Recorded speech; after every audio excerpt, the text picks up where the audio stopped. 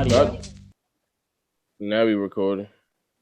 Oh, I'm confused. So we weren't recording for the previous segment. Is that what you're saying? It just dawned on me like that we gotta make sure that it's no way for your audio to be on there since you're not recording yourself. So we might as well just keep what we had in the beginning and put this audio in the end.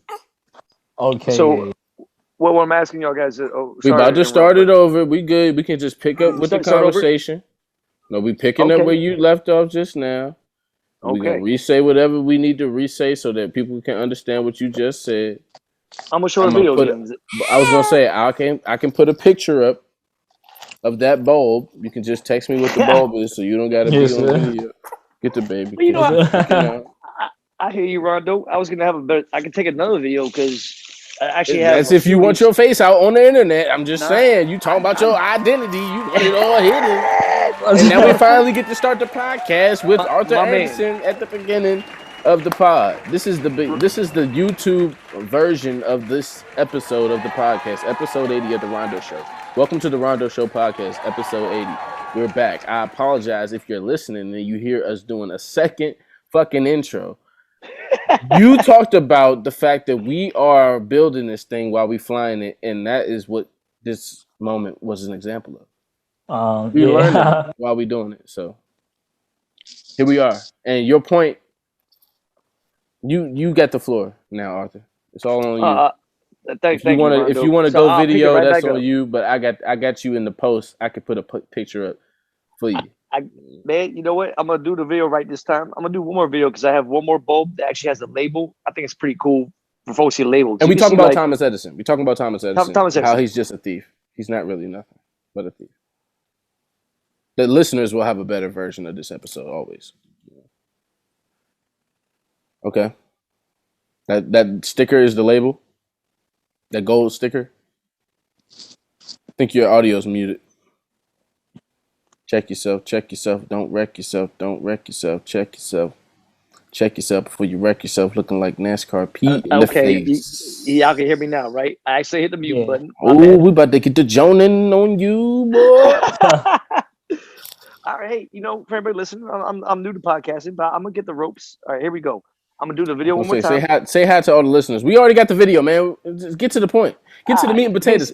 We fucked up, okay? We get it. We'll get off Thomas Edison, all right? We'll get off Thomas Edison. No, don't get off Thomas Edison. The people who are watching this video right now don't know what the fuck we talking about. So we got to go back. Yeah. Okay, so we were talking about patents, exactly, and how... The theme is how to protect yourself from your brilliant ideas. If you want to hear all that conversation, you can listen to this episode in full. The full audio will be extended longer than this episode. You can listen on Spotify and all other podcasting platforms at the Rondo Show podcast, episode 80. You'll figure it out. As far as this right here, this right now is the thing. This is the real deal. This is the movie. This is the fucking. We rolling right now. Yes, sir. So I'm gonna roll right back into it. I'm sorry to be a little cheeky. I had a couple beers. I was just taking a sip of beer, so you know what I'm saying. Hey, yo, NASCAR, you gonna learn too. This nigga's the real Rick, bro. You talk about Rick and Morty, bro. He the real Rick. Well, here's a great. If there ain't Rick and Morty fans out there, this is a quick question. Why does Rick suffer so much? Yeah, but you drink beer, and the more you drink beer, the more wise shit you start saying. But the more you drunk you get, the more you start burping. Really have to do with drinking. And you burp when you say little slick shit, like you say some genius shit, but then you'll burp, and I'll be like, "Yo, you are Rick, bro. That is sneaky." Like the creators who created that show, they say some of the slickest shit, and they hide it behind his burps. Man, I appreciate that. That's really high compliments. I definitely am not as smart as Rick Sanchez. I can't burp as impressive as either. Oh my god! But I might be able to invent a time machine one day. Who knows? If I ever have enough time for it. But that's a bad joke. All right. Oh, here's a good. I don't have enough time. Here's a random science joke. Oh my god, yo, he bad, yo. You heard of NASCAR? He bad. It gets better. Oh, hold on. Did you guys? Here's a good science joke. He got enough time to build a time machine. That's funny. That's real talk. That's the grandfather paradox. Bro. I like shit. You're retarded, bro. You leave it for your children. You can't leave it for your children. They ain't got enough time either. Man, I had a really good joke to follow that, man. Hold up. Nope, Yeah, I lost it. All right, go ahead. Go ahead. Nah, I'm good. sorry. You know how I do NASCAR. Let them know. Nah, hey man, Rondo, your jokes are good too, man. I ain't gonna shoot down your jokes. Let's get down to the knowledge, the education, the learning part. knowledge. The learning part. Let's get back to patents, okay? So we can go off on a tangent on Rick and Morty all day, but I would like the Thomas Edison is a thief. Thomas Edison is a thief, and I would like he stole it from black people, right? I'm not a true historian. I don't know the whole. I'm joking. Let me stop. I don't want to upset the whites. Y'all getting sensitive these days. Here's just a rehash of the facts. These are true facts. Everybody can Google this if you think I'm just pulling this out my ass. There was hundreds of patents for the light bulb before Thomas Edison patented his light bulb. I believe there was hundreds. That's my story. So why all the early light bulb patents failed and nobody could invent the true light bulb? The filament was too thin, and they were using metals or certain materials that would just burn out instantly. I forget what the actual metal's made out of, but the first engineer scientists that could figure out how to resolve the paradox. In the terms of physics, when you can resolve a paradox, you're going to become very rich. In general, the paradox was the earliest light bulbs. They didn't last longer than an hour. Who the fuck is going to buy a light bulb? It's supposed to replace candles. They last for fucking hours or days, right? Who the fuck is going to spend money on this new invention that lasts for an hour, burns out? So there was failed patents, hundreds of them. The first scientist engineer that made a brilliant discovery of the metal that could last a long time was not Thomas Edison. You're going to have to see Edison, me, bro. He hung out with all these motherfuckers and was picking their brains. Oh, and he also Rondo shit, huh? Y'all swear I'm a thief, bro. I don't know how long the first successful light bulb lasted. Days, weeks, how a very long time. It was only because of the development of this engineer scientist, and it wasn't Thomas Edison. Oh, baby. But the theme. How's the baby doing, by the way, Rondo? Is she doing good? She's doing good. She's getting her own little personality and attitude, little temper and shit.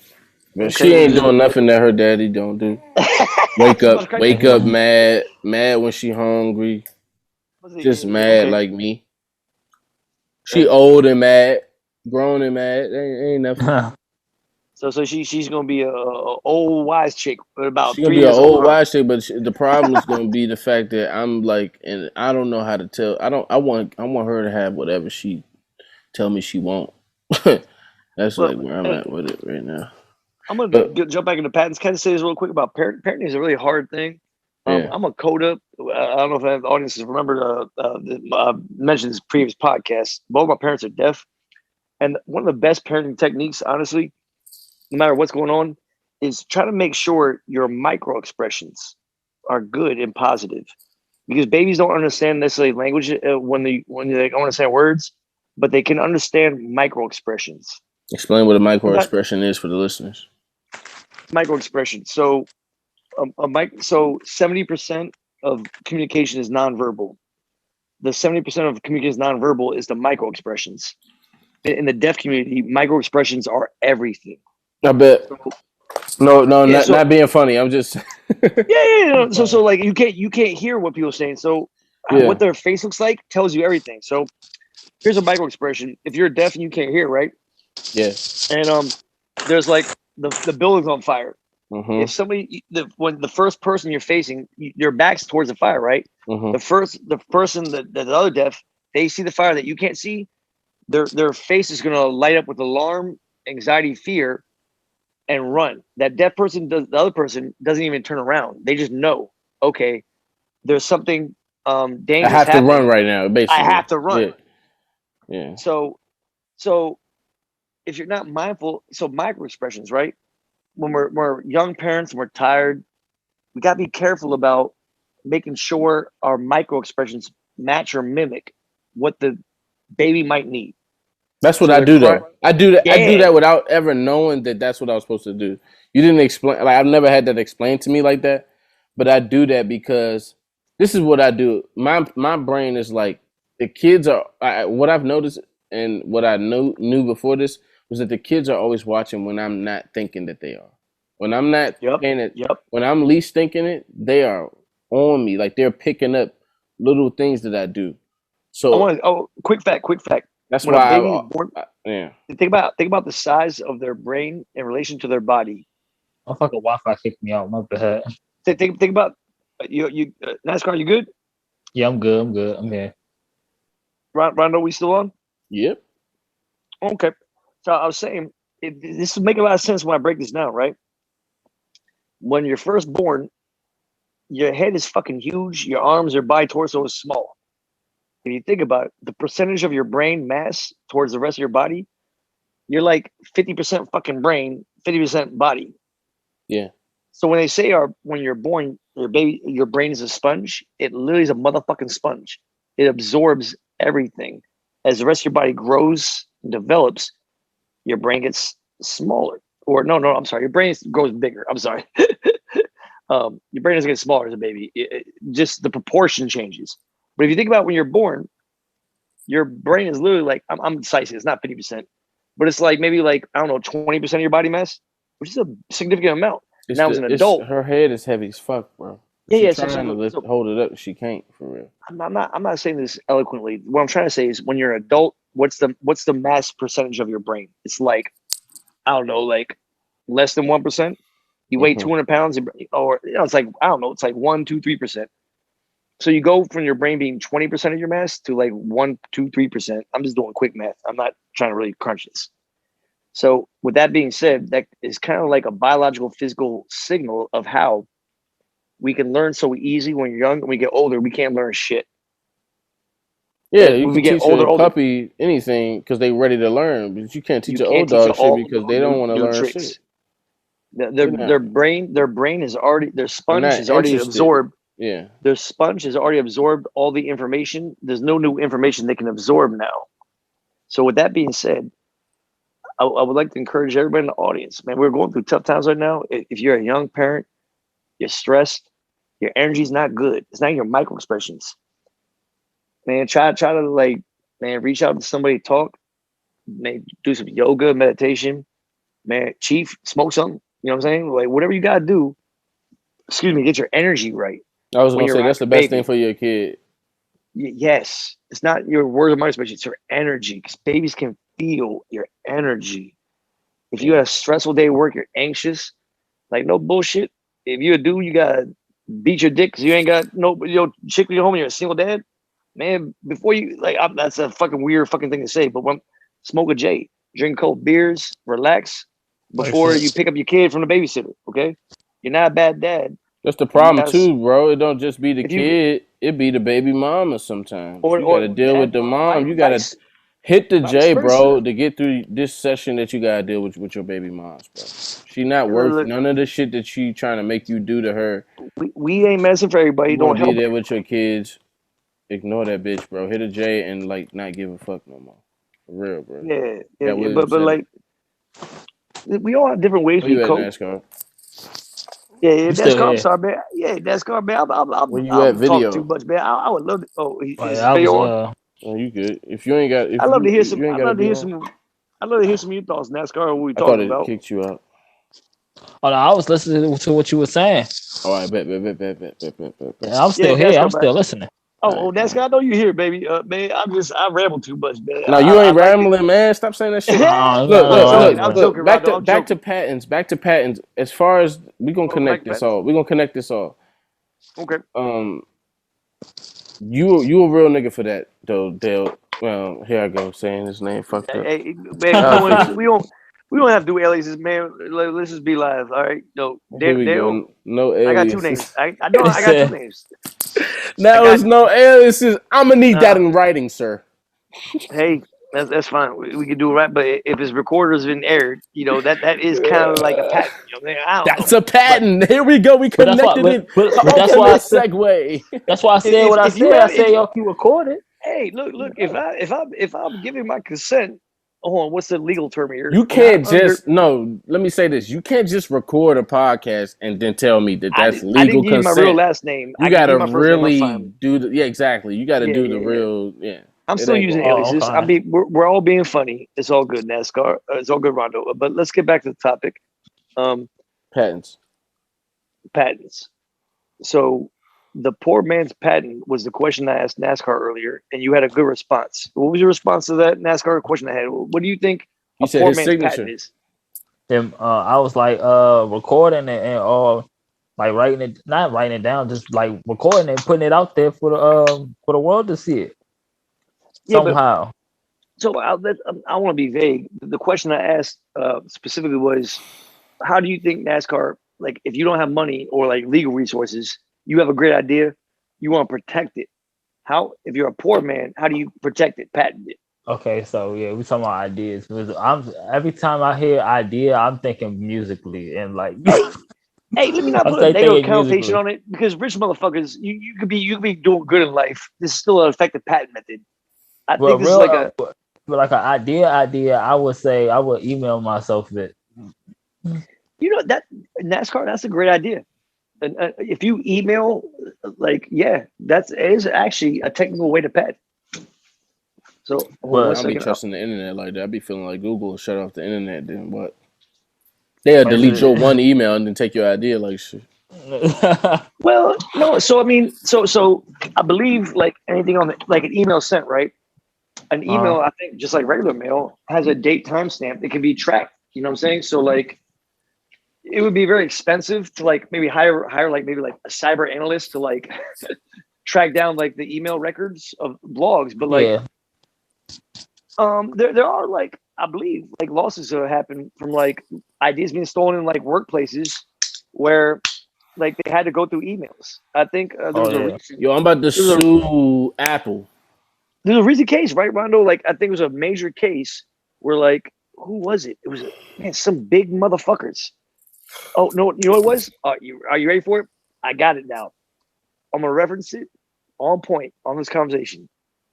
Motherfucking Scarlett Johansson, man, great actor, great actress, much respect. I've been a fan of Scarlett Johansson since big shout out to, I think it's called Ghost Girl, one of her very first movies. It was a really weird movie.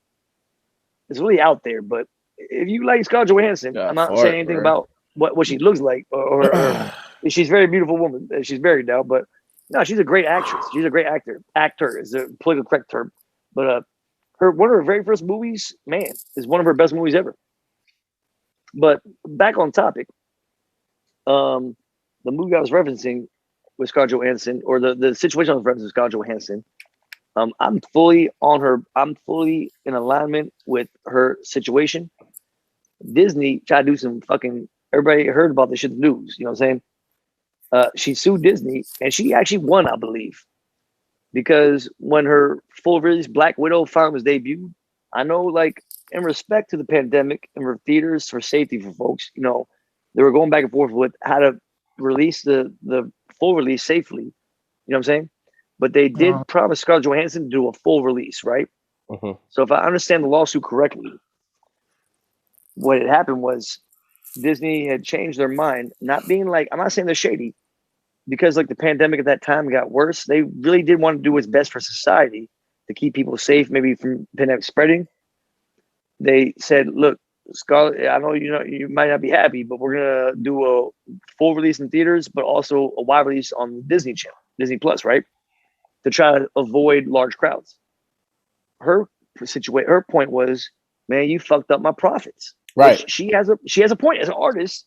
This is her. Y'all got to pay me back for that all that time. Hey, look. She's been in the Marvel universe for a long time. This is her Black Widow 40s. This is her magnum opus. You know what I'm saying? For the Marvel universe. This might be her swan song. So yeah, you gotta make sure she gets fucking paid for that shit. If this is her final performance in Marvel, yo, you can't let Scarlett Johansson is a respected actor, and she for the whole Marvel universe, she's a big part of it. So her full release, you got to honor how she wanted to do it. Now I respect anybody in the pandemic. I'm not going to talk about the pandemic. You know what I'm saying? It's really about, I want to talk about protecting artists. So what happened with the lawsuit is Scarlett Johansson sued Disney, and how difficult is it to sue Disney to win? Man, impossible. They got a lot of money. They got lawyers. Right. How it went down, from my understanding, the way that they settle out of court, and when they settle out of court, it's usually an NDA. Disney's not gonna talk about. Scarlett's not gonna talk about. Yeah, you can never talk about whatever went down in that agreement. Yeah. So I'm not gonna talk about it because I don't know what happened. But but you can infer. We can infer. We're on a podcast. Yeah, I'm just gonna infer. So I don't know what happened, but what I'm thinking went down. I hope it went down is Disney came to an agreement like, yo, we understand where you're coming from. Please understand where we came from. Right. And maybe that's the thing about Disney, though. That's the thing about Disney. You can be an artist all day, but think about what that did for you when you go to Disney. Like people don't get it fucked up. Artists need rights, but they gotta pay these companies too. We gotta owe but Scarlett Johansson, Disney is Disney. I see her point. Like the money that they made, it would have made, like, if it wasn't on Disney, man, it could have definitely like been double or triple the proceeds. You know what I'm saying? Like, a lot of people are fans of Scarlett Johansson. A lot of people, Marvel Universe, like Black Widow, like if it was just in theaters only, excuse me. But you gotta know, man, Disney. It's also about prestige and it's also about prestige and respect. If you're a great actor, you know what I'm saying? You get honored. You get recognition from a box office draw. You know what I'm saying? So it's not about Disney. It's not about money. It's about the prestige, that's the thing. And that's the thing about it. That's the thing about it. Hollywood is about money. Let me slow down a little bit. So what are you about to say? It's not about money and this and that for the artist, but Hollywood is about money. It is about money. When you enter into that business, you have to. It's like I'm all for artists getting treated fairly, but I'm not about artists serving themselves up and then wanting to pull back. Like, at the end of the day, for me, sometimes it's like, I didn't say that right, and I'm not talking about Scarlett Johansson right now in this specific thing. What I'm saying is in NASCAR, you can help me out. Audience, Rondo, I'm sorry to interrupt. There's one last piece of the story I left out that's very important. This ties I wasn't just talking about this story. No. So I'm not taking any sides. I'm not on Scarlett Johansson's side. I'm on Disney's side. I'm actually stating the reason why I told this story is how Scarlett Johansson protected herself. Yeah. She protected herself with emails. So from my understanding, they settled out of court. Disney said, from my understanding, said, "Fuck you, we ain't paying you shit." But they settled out of court. When you settle out of court, that means Disney's like, okay, you might got something on us, so we gotta do something, right? What I believe what they had, and this is transparent because this was on the news. This is not like some we can't talk about. But the news reports were going back and forth reporting what ammunition the her team had, legal team, versus Disney legal team. News outlets do this all the time. They tell the different camps what their views are. The last update I had was Scarlett Johansson's attorney said, listen, we got emails that has promises and guarantees. No matter what happens with the pandemic, Scarlett Johansson said, listen, and this is before the pandemic got serious. I don't want to make villainize Scarlett Johansson. Before the pandemic was serious, Scarlett said, listen, when this gets released, it has to be a full release. That's the only way I will agree to do this. Disney said, that's fine. If you agree to do this, we will agree to those terms. So that's it. So that there's nothing else. We don't have to complicate anything else. Disney broke those terms. Now, Disney acted like they didn't have to honor it, but Scarlett Johansson had emails from an executive that promised that. And that email that had a date timestamp signature, like you said, NASCAR P, I'm very sorry it took so long to go back to this. Yes, you can be protected by emails. Because I believe the emails that she sent maybe to her attorneys or whoever she sent to, that date timestamp, that had that correspondence from the Disney executive said, yes, I guarantee if you sign this, we will agree to this. And when Disney's like, man, fuck you, we ain't doing shit. When they could pull that email and they show it to them, they're like, okay, well, looks like we got to do something out of court. Does that make sense? That made sense. That was long-winded. It was very long-winded. I'm very sorry for being long-winded. I'm not good at being concise. Man, you ain't gotta be concise, man. Talk how you talk, man. Say what you gotta say, and I'm gonna say what I gotta say. That shit was long-winded. That shit was hard though. That was real shit. For me, it's long-winded because I already know everything you were saying, and I knew where you was going with the whole thing. Hey, I'm a long-winded motherfucker. I'm an old man. But that's why I wanted to. This is where I wanted to bring it to. NASCAR, and like I said, he can help me with this point. Knowing this as an artist, how I do my business is different, though. Yeah. It will never come down to me needing to search for emails. Yeah. You know what I mean? That's what you do all the business for to prevent all that. To prevent all of that, for us to have to even go through it. Like, when that shit goes down, people are going through your emails, your phone records, your personal life. Y'all, they tracking everything at that point because they trying to figure out. They not only going for the right now. That's like a divorce type situation. She going for everything she can get. She not just going for right now. Oh, you hurt me right now. She going for.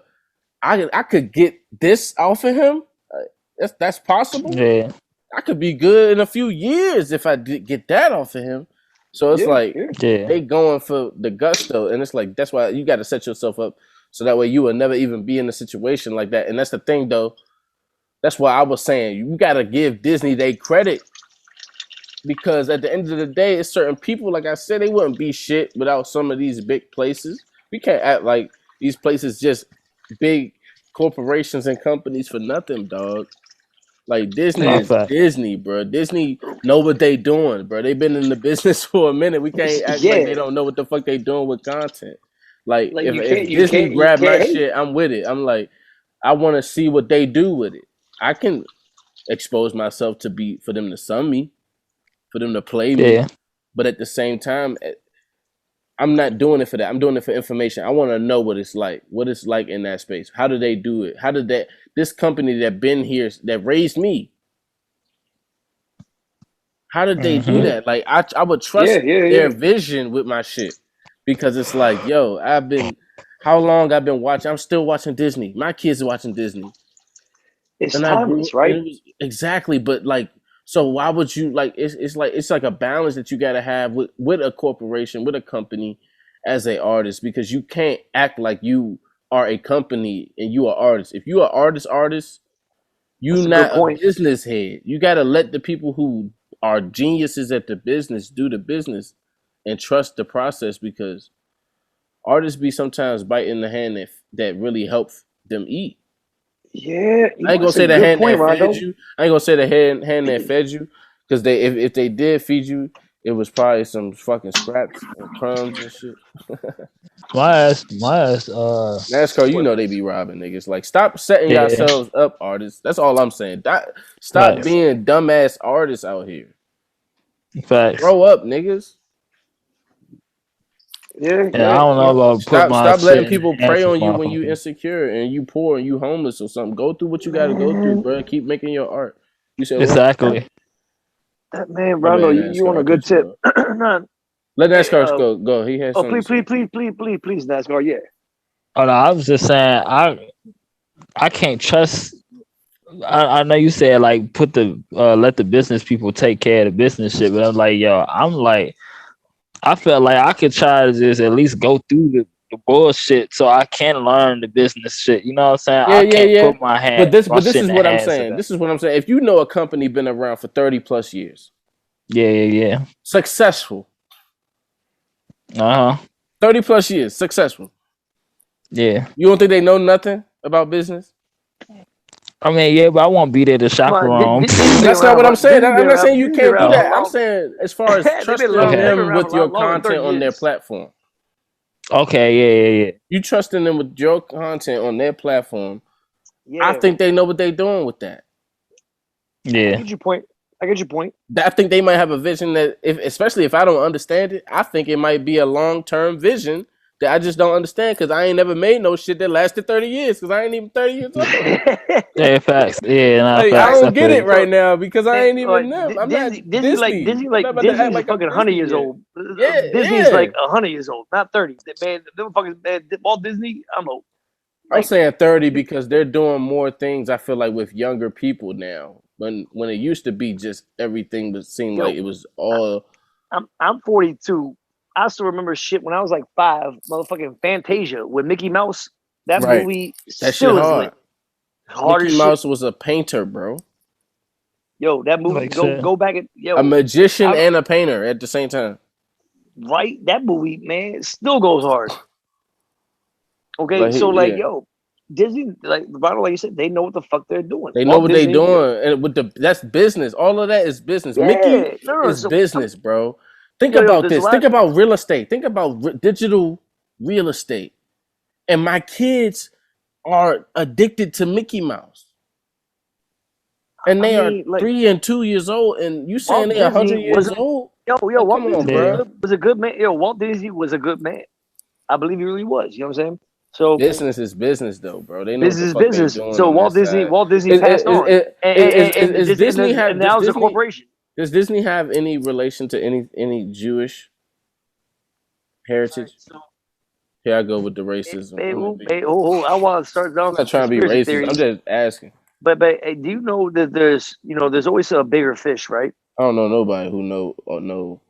Somebody always owns somebody. Somebody always owns somebody. Disney Oh, is like here we go. Oh, he getting wild. What you trying to say on the pod, white man? Oh, on I'm the not Black gonna say podcast. What you trying to say? Because there's rich, powerful motherfuckers out there. I'm joking. I'm being. I'm joking too. But Disney's. Let me just say this: Disney is very rich and powerful.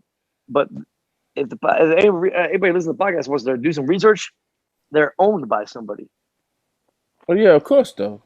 That's how you do the business though. This is what I'm saying. But hold on. That corporation is owned by somebody else.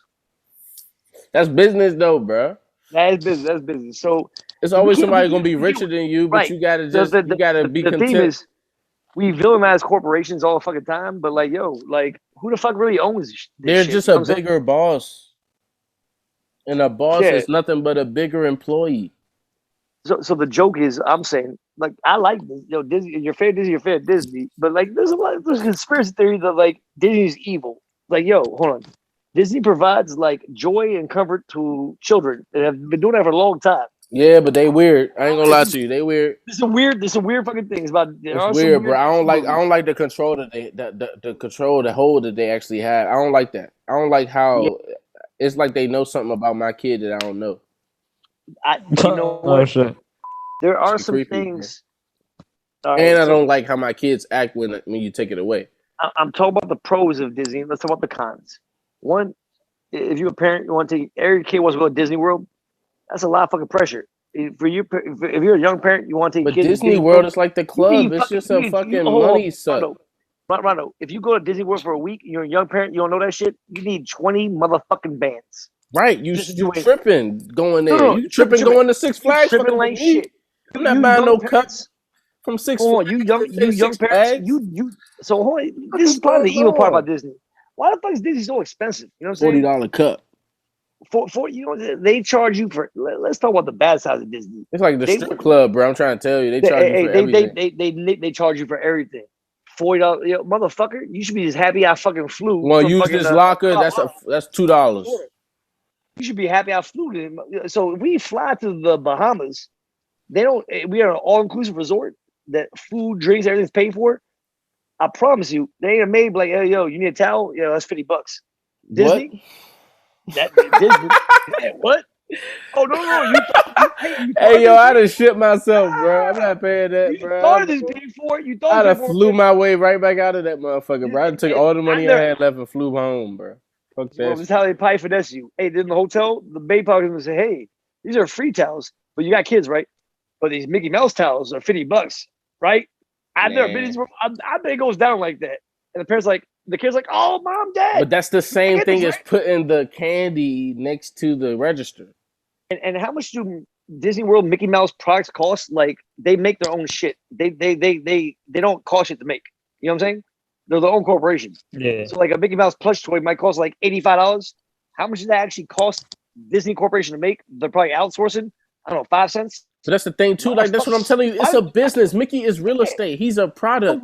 He can look though. You own that much money at Disney World. But listen, if you own Mickey, you can make a new movie and then up the price of some merchandise because now this is for the new movie. Yeah. So it's like if a regular Mickey costs $40 this Mickey that's in this movie, and the movie ain't out yet, but your kid want to see the movie. They would love to have the Mickey right now. And don't even talk about the black market of the underground, like historic Disney memorabilia that people are crazy about. They pay a lot of money for it. So they got their own. It's nothing but a business, bro. It's a business, but it's but think about this. What do you think about this conspiracy? What do you think? Own economy. They're their own economy. Let's just exactly. That's why I asked if it was any Jewish. Let's say they're not business. They're their own economy. They created their own fucking economy. Everybody's got to bow down to. But that's what a business is a seed to an economy. You can create a small economy with a small business. You can create. You want to create. A big. I hear you. A big thing. That's the whole goal. But look. Hey, NASCAR, you got thoughts on this? Because man, me and Rob talking, man. I know you guys. I'm listening. I'm listening to what y'all saying. Y'all saying some good shit. I'm listening. You're a good listener. Okay. I got a question. What do you think about this conspiracy? That all right, and both of y'all actually. And I was being funny. I think I told you this, NASCAR. But like when, all right, the white people. Or let's not call them white people, but them people, right?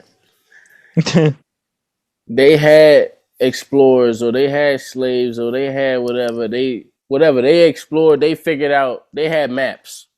Oh yeah, we talked about. I know what you. They brought all their maps together, right? At one point. Would you like me to hear the true history of how white people explored? Let me. Can I get? Let me get this theory. It's a theory. This ain't saying this is what it was. This is a theory. That's what I'm asking. Please share. Okay, they all go out.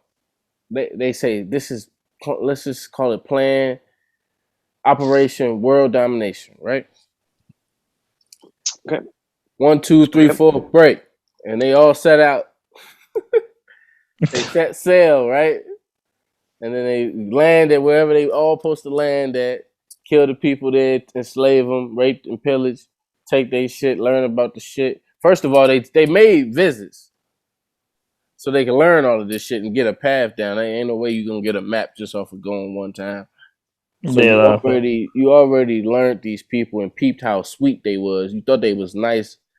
They was too nice. And they was like, all right. You can get them for their shit. That's a bet. Yep. So you drew this out, right? You get there and now you just get to pick. Now you got first pickings. Like once America's built, now you have first pickings of like you have the framework of capitalism, and you get to pick. Like think about this. I was like telling NASCAR, I was like, yo, if your last name is Lee, right? And they was like, yo, what land you want over there? Back then they called it a burg, right? So then it's like, all right, that'll be Leesburg. Yeah. Orville. All right, is your last name Frederick? Is your last name Frederick? All right, that'll be Fredericksburg over there. So think about this though. What is Lynchburg? Or Orville. But what is Lynchburg? I never thought about it. I called it as a joke, the burg of lynching. But let me not talk about that. Maybe it was a dude. Maybe his last name was Lynch. Maybe the word Lynch. I don't want to judge. In the DMV, I never liked the name of that city. I want to judge everybody in the city, but man, it's always had a. I lived out there. I was homeless out there. I forgot, man. You mentioned, man. But ain't it Lynchburg with a Y? Was it Y? It was with a Y. That's how you spell lynch. What you mean? Rondo, I forgot about that. What's you spell lynching with a E? You tripping. You thought you was lending them a hand like shit. No, that's what niggas needed. They wasn't lynching nobody. They was lynching motherfuckers. Rondo, that shit is the sticks of VA I ain't never been to. I'm just curious, what's like the culture like out there? You want to know the crazy thing about Lynchburg? What was that? It's called Lynchburg, but it's one of the most heavily church populated areas in the country. Really? Like that's the vibes I get. Church. And I lived down the street from a street called Confederate Street. So it's like super racist or super white Christian liberal, almost hippie Christian young people. Yeah, because it's a college out there and it's like all Christian, so it's like so it wasn't And a the bad. girls, Christian girls is all freaks and they all low key just horny. So it's like wild out there. Like you can get in some trouble. You can get a baby easy out there. Is what I'm saying. Like you could go out there and like just lay up and like everything cheap, everything far though. You need a car, and I ain't had no car out there. It was wild. Sounds like an interesting mix of cultures. It's like they got public transportation, but it's barely there. Like it barely do shit. Like it's like that's like ATL, man. ATL's a great, but man, you can't live in ATL if you don't drive. Right, you gotta drive out Lynchburg before you get lynched. I'm not saying nothing about ATL, man. I love Atlanta, man. Just if you visit Atlanta, man, get a rental car. Don't think you taking a metro. Like shit. No, I mean Atlanta's a great motherfucking city. Like, man. All right, how we get here? What are we talking about? Let me not go on a tangent. Hey, I would like to before we segue to another topic, I would like to finish up. Oh yeah, so it was Charles Lynch. I was going to say something about patents. No. Hey, Rondo, really quick. I'm so sorry to cut you off, man. No, you ain't cutting me off. I was just being funny. I had to say that last. I would just like to just really take the time to say this to the audience because I didn't finish like the whole last layer of the poor man's patent. The most important thing is if get it out, man. Get it out, man. We got to get off that topic. I'm sick of that topic. Is it 5 seconds? Are you ready for it? After you mail yourself the idea, don't ever fucking open it.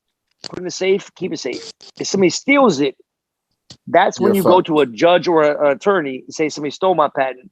Let the attorney or judge open your fucking mail. Don't once how you mail gonna your open it if somebody stole it, bro? No. That's what I want to clarify. So you're fucked. No, you're not fucked. You're poor. I'm saying, so back to my analogy, back to my reference. Elon Musk stole my time machine idea because I just told everybody. Let's just say it's 1 a.m. right now, Eastern time. Turn that light off. And I just told everybody in the audience how to build my time machine. The materials needed. You need a quark gluon plasma, which is a very heavy, dense material. I'm joking, but that's actually what's in the middle of the core of a neutron star. It's very dense, exotic material. Here you go with the neutron stars again, listeners. You could time travel with quark gluon plasma. I believe you could. But all jokes aside, if I discussed my ideas on how to time travel and Elon Musk was listening and stole it, but I'd already put down my blueprints and patents, materials and ideas and mailed to myself a month ago, date timestamp. If Elon Musk developed that time machine, I just finesse the shit out of him because it's going to take a lot of money and time to develop it. He did it all for me.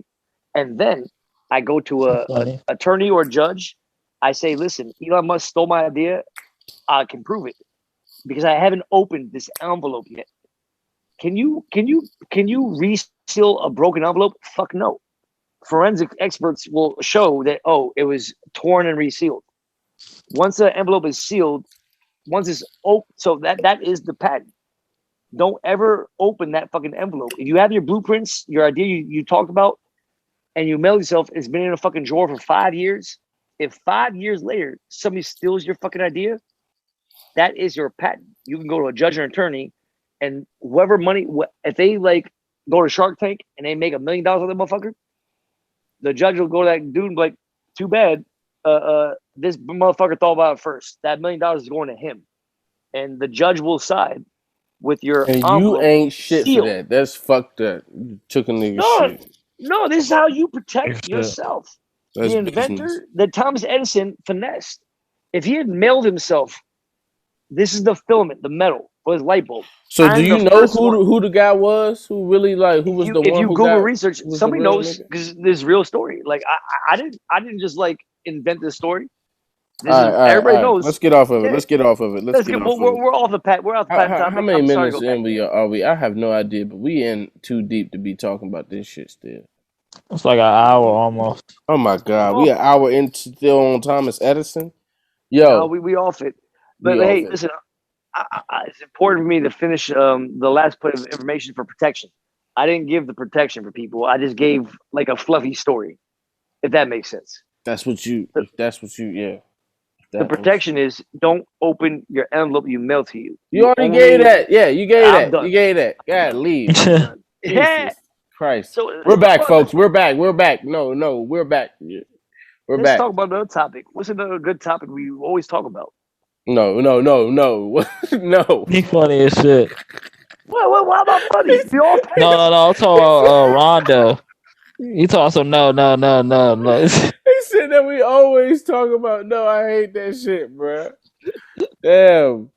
All right. Look, The whole point of us talking about patents, we was talking about sponsorships and partnerships with the companies instead of getting a full-on sponsorship from a company. That's the whole point of talking about patents. I want to change patents. No, you good. That was people needed to know that. And NASCAR, you ain't know that, right? Nah, I didn't know that. Well, I heard it before, but like you ain't know like brought it back. Real yeah. But anyway, well, of course this shit fucking lagging, bruh. Yeah, I'm not this is what it is. I mean, right now. I can hear you. I don't mind if I see you, but as long as we're connected, right? Yeah, for me, I'm good. All I was saying was, I can throw out a topic. Yeah, my fucking Wi-Fi tripping. As long as y'all agree on what y'all want to talk about. It's all good, NASCAR. We can still hear you, but yeah, hey Rondo, I was gonna say that me and you, we have a history talking about a lot of shit in regards to mental health in the system and all of that. Yeah. I just wanted to talk to NASCAR and see what type of shit he thought we should kind of, you know what I mean? Yeah, NASCAR, do you have any ideas? I like your suggestion, Rondo. NASCAR, do you have any ideas? I would like to hear some ideas of topics you like to talk about based on previous conversations. If you haven't, I'm open to another topic. You're going to be like, nope. He funny as shit. Like, damn, I mean, I kind of NASCAR, but I kind of felt like what we was talking about before. We was talking about we was finishing talking about the partnership shit and where Rondo was going with it, or where we was going with it. And like you brought up the patents, and then like so then after the patents, like what did you bring the patents up for relating to the sponsorship? Let's talk about I like where you're going to NASCAR.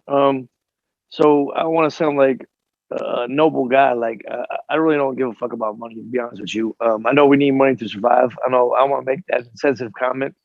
I was gonna say we gotta talk. We gotta talk privately too. He don't even know what's going on, NASCAR. We probably do some real shit out here. I'm more of a passionate person about education, and I when it comes to informing some folks that might not have information, that's really what I'm passionate about. So I'm not so NASCAR in relation to what you're saying. I've already said this on a previous podcast. Like, I definitely don't want any royalties or money from anything y'all are doing. Because this is what you guys created. I'm a guest, so I'm honored to be a guest and just collaborate and share information that might help. You are a part of the creation of this podcast, whether you like it or not. That's what. That's fine. I'm a part. What are you talking about? But what I'm saying is, I will be very transparent. There are some folks in life that just love doing things that don't need to get paid for it. It is what it is. I don't want to sound noble about that. I'm gonna buy this nigga a fucking mansion when I can, man. So, no, you don't. I don't know what he's talking about. Because if you do, I'm gonna get to my mom. Well, then your mom will get a mansion on me. Hey, if you want to buy my mom, you can do that. I'm sorry, man. I can't receive gifts for doing things I love. And I'm not trying to sound like I'm just keep moving. He better than us, NASCAR. We gonna get our money. No, I'm fuck you talking about. We too young though. We young. We need to get the money right now so we don't have to get it later. Man, nobody's perfect. And Lord knows, in the last 2 years, I've had my struggles. I've done some foul shit to people I love. And I want to hustling. Hey,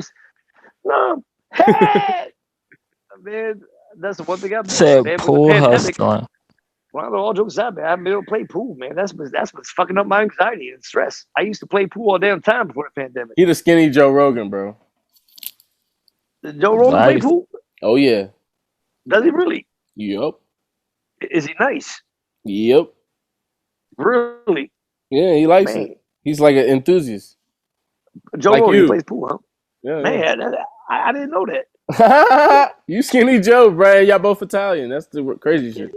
I know Joe's going through a lot right now. I'm like a cop about it. I hope he's doing okay. I was actually a big Joe Rogan fan when he was on a show. Nobody knows about this show. It's Under the Ground. He talks about it on his on his podcast. News Radio. You hear Joe me? Rogan. He talked about this show, News Radio. I feel like I've seen it just through him talking about it on his podcast. I wish I was around that time. I'm always too old. If too anybody young is a Joe Rogan fan, okay, yeah. Look for old clips of News Radio. It was like an old ass fucking white. All right, look, I'm not knocking The Office. The Office is kind of dry. Like a lot of people are fans of The Office. Are you hating on The Office, bro? Oh, I'm hating on The Office. That's how I feel about The Office too, though. Time out. Office came after News Radio. Motherfucking News Radio had one of the dopest, greatest legend comedians of all time. How y'all gonna be? It's not my fault I'm young. Oh, Phil motherfucking Hartman. Okay, if anybody's a Simpsons fan, like all of like the voices that everybody loves, yeah, Phil Hartman did. Crazy. Hi, I'm Troy McClure. Like every fucking voice on The Simpsons that everybody loves was Phil Hartman. The funniest motherfucker at the time in the 90s, other than Chris Farley and Adam Sandler, was Phil motherfucking Hartman. Man, he was a great comedian, and it was a tragic thing that happened. His wife found him cheating, and it was a murder-suicide. And I'm still not over it. There's some losses of comedians and actors. Hold on, what? Yeah. Phil Hartman. It's a very tragic story. No. Murder, suicide meaning what? Who? Man, Phil Hartman killed who? It killed who? Man, I had to get dark, but yeah, this is real shit, man. This shit we lose the world loses the greatest comedians in tragic ways. NASCAR, you there? It's all good. Well, just finish what you were saying. Yeah, Phil Hartman, man. There's a lot of comedians I'm a big fan of. Phil Hartman, yo, he was a great comedian. But News Radio, man, it was a great fucking show. It's funny as shit. It was way funnier than The Office. Joe Rogan, Phil Hartman.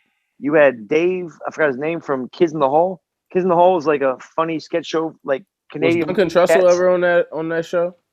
What's your question? Who was Duncan Trussell? Was he ever on that show? That name sounds familiar. You don't know who Duncan Trussell is? Yeah, the name sounds familiar. There's some famous actors, comedians from Kids in the Hall that nobody knows that they're from Kids in the motherfucking Hall. You gotta go, NASCAR. You gotta go, bro. Oh, nah. My shit fucking. With us? So this shit good. You still lagging or? Nah, yeah, we good now. You good? Okay. Yeah. Wait. So I'm not gonna go on a whole tangent about, but News Radio. Look for some old clips of News Radio. It's a funny ass fucking show, and man, it has the same vibe as The Office.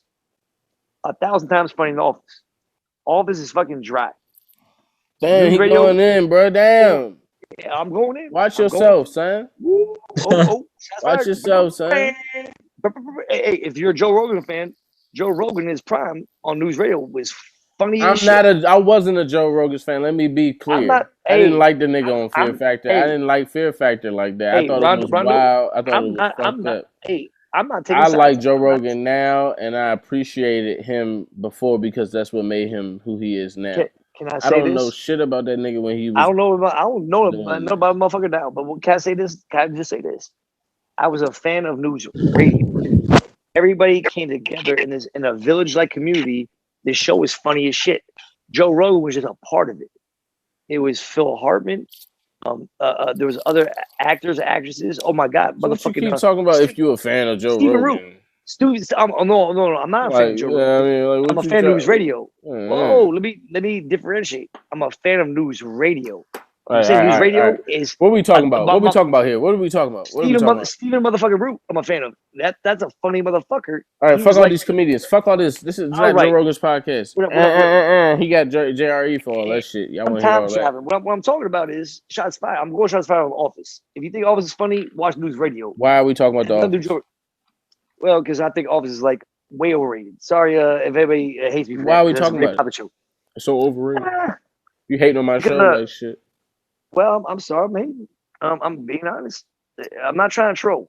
I get it. You just don't like Craig Robinson. You don't like the black role. No, look.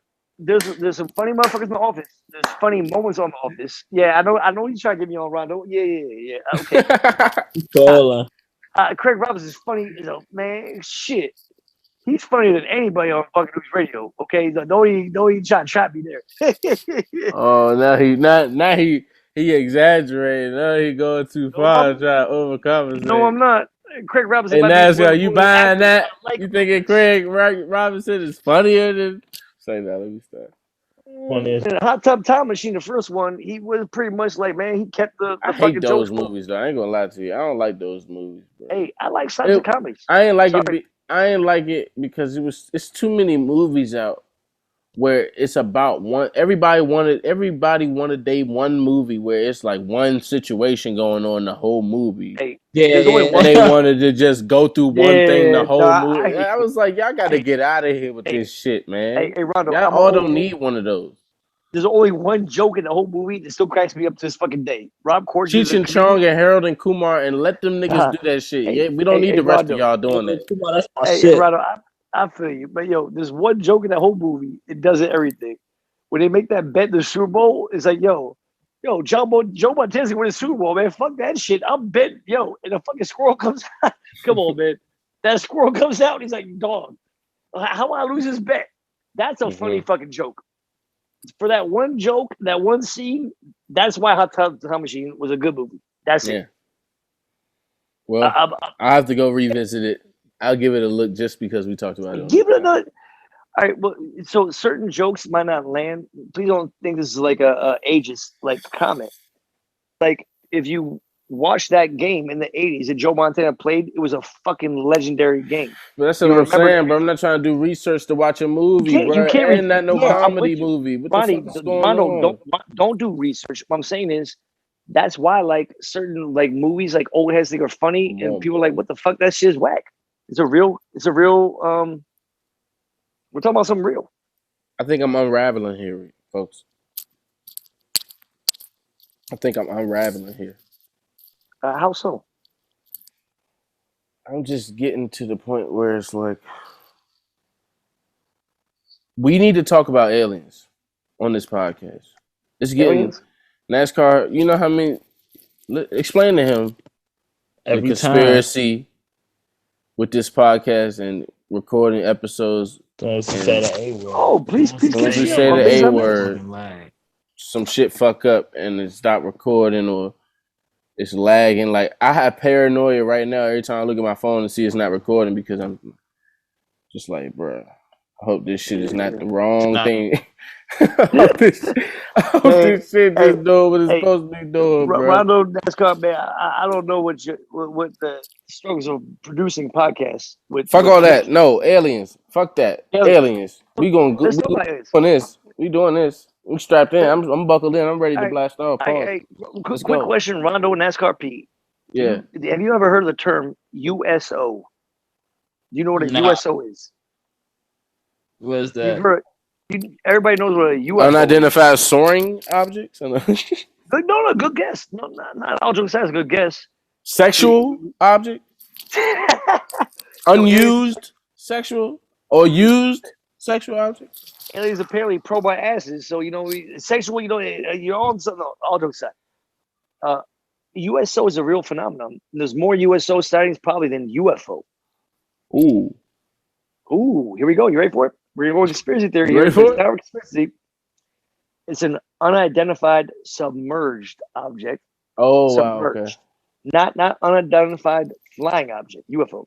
So an unidentified submerged object, there's been thousands of cases in history.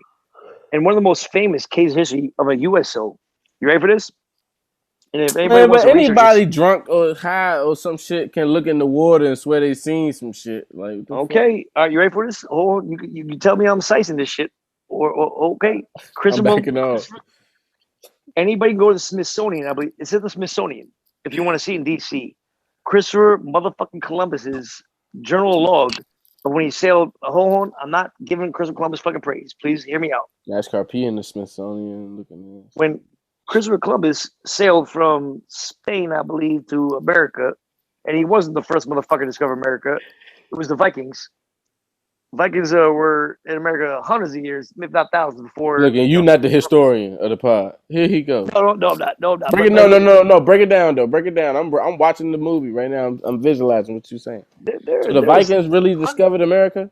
Man, there's hundreds of thousands of physical evidence. The Vikings were here well before Christopher Columbus. So you trying to tell me niggas wasn't here first? It's always somebody white. So if you ask an anthropologist or an archaeologist, I don't give a fuck about the race part. I just want to kind of debunk all the bullshit because you know NASCAR. Black people be saying we was the first ones here. I believe around 1100 AD, the Vikings, Norse, Swedish sailors, they developed a technology that nobody in the world had. The technology that they believed that they had was something called they used like a light crystal to I want to over explain this or under explain this. This is actually, they've done documentaries on this. They had some kind of compass that they used like light refraction from the sun that they could navigate and orient around the world when nobody else could do that. So with long story short, using the stars, compasses, sun, they didn't need maps. They could sail all over the world and never get lost. Now, hold on. What? Hold on. Vikings developed compasses, navigation techniques using stars, charts, and their ships around 1100 AD. They were the only civilization that could sail all over the world and never get lost. That's why Vikings at that time conquered the world. Now, if you were some goat god shit right there. They were very skilled warriors too and sailors. So what they do is they would go to a kingdom and sail. Nobody can prepare for them. When they land, their weapons. Vikings invented, I believe, the weapon of the battle axe. Everybody used swords. When they Vikings, there was a term,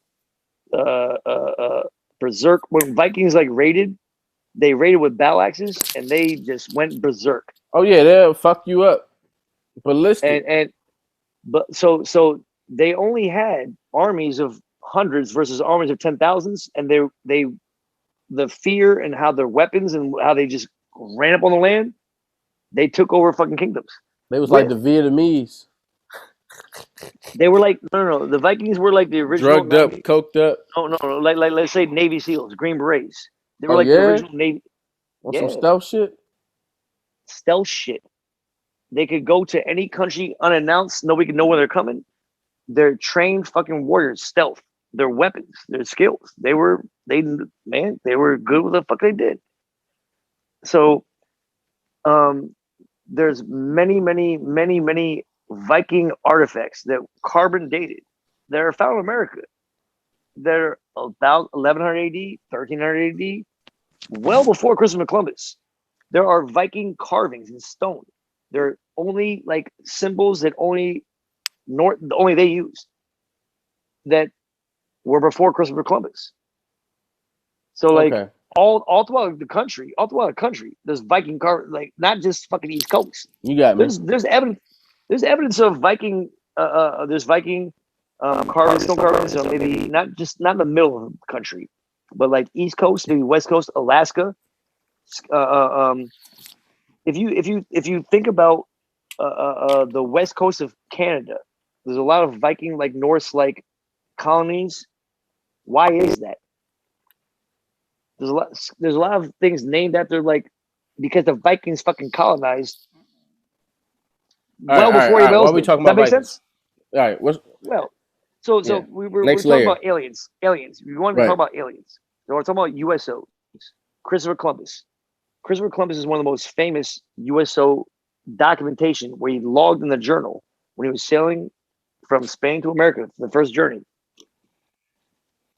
I forgot which boat he was on. Was it the Pinta Maria? I forgot the names, but the boat that Christopher Columbus was on one night. I'm gonna be quiet real quick. I need to go to the kitchen to get a beer. 1 second. So one night, strong like glue. One night, so if you're on a ship You're sailing across seas. There's dangerous things. There's always sentry guards. They're Y'all looking. keep talking. I'm gonna get my baby. Okay, I'm back in my room. I'm gonna keep talking, Rondo. So, if you were a sailor at months for sea, you don't have radar. You don't have technology to sense storms. In the mid-Atlantic, at any time of the year, there's monster fucking storms. You don't ever fucking know. So it's very important while all the rest of the shipmen are resting and sleeping. It's a very arduous task. Sails, I mean, it's very strenuous to be a sailor and very scary. It's almost like you're an astronaut going through space. You don't know if you're going to make it to your destination or not. Yeah. So at about, I don't know, it was the middle of the night, maybe 1, 2, 3 a.m., the sentrymen who were on guard on the ship, most of the sailors were sleeping because they're on calm waters. They were part of the Atlantic. I don't know if this is Sargasso Sea. I'm going to get into Sargasso Sea another time. That's a very fascinating part of supernatural lore. Sargasso Sea is kind of connected to the Bermuda Triangle, but leave it out, go on a tangent. When Christopher Columbus, on the ship that he was on, his sentrymen saw what they described as because, in the times of, we can't describe electronic lights, the way they described it in the log, the journal log on the ship. Rondo, you back here? All right, so Christopher Columbus's sentrymen, this is what I was saying. Well, I'll wait to get you, Brad. Okay. So, Rondo, I was just catching you up to at about 1, 2 a.m. I don't know what the time log is, but there's a journal in the Smithsonian of the sentrymen. It's written verbatim, black and white in the journal, that the sentrymen saw a ring of torches, flames, underneath the ocean by a calm sea, by the ship. It was a circle of flames under the water that stayed there for minutes. They were terrified, so they woke up, the rest of the crew woke up Christopher Columbus. Christopher Columbus attested in the journal, I saw the ring of flames under the water. It stood there for some amount of time. He's writing it when you're writing log entries, like a social worker or a counselor, you write objectively. You don't want anybody to think you're fucking crazy. Right. If you're writing your log entry, you write something fucking crazy, you go back to the king, they think you're fucking crazy. You might get hung for that. Witchcraft, what the fuck? Are you a witch? You summoned this? You gotta be very careful what you log. But in Christopher Columbus's log, his handwriting, he attested, he saw it. Because he didn't want his sailors to be hung for like being crazy. And this is what it says in Christopher Columbus's log. I think it's in the Smithsonian. And there I attested, I saw, this is not verbatim, I confirmed what my crewmen saw. I cannot explain what I saw. But what appeared to be a ring of flames under the water. It stayed there for a certain amount of time. Then it rose above the water. A ring of torches. They don't know what electronic lights are, so they describe it as a ring of torches. The ring of torches seemed to be making noises. It was a perfect circle. It hovered above the water for a certain amount of time, and then it disappeared very fast. That's kind of the cliff notes of Christopher Columbus's actual log. That's the most historic, famous case of a USO. Mm-hmm. There's thousands, if not millions, by Navy sailors, Coast Guard, of other USO sightings. So all of that said to be saying what? To be saying that I believe maybe, not maybe. So what are UFOs? What are aliens? They have advanced technology. How can anything move very fast in and out of water? I believe if they had UFOs, let me give you one more case of a very famous case of a Navy nuclear sub. And this is documented. This is the second most famous case of a USO sighting. So, as a scientist, for something to be proven, it has to be qualified and quantified. I've stated this previously. To be quantified, you have to be able to measure it. To be able to qualified, you have to be able to see it. On radar, you can't fake fucking radar. A nuclear sub, they were just, I forgot what part of the world they're on. I forgot what time of year it was. But they saw a sighting. Something about the size of a Greyhound bus. going 600 knots underwater. I think about a depth of 4 or 5 miles.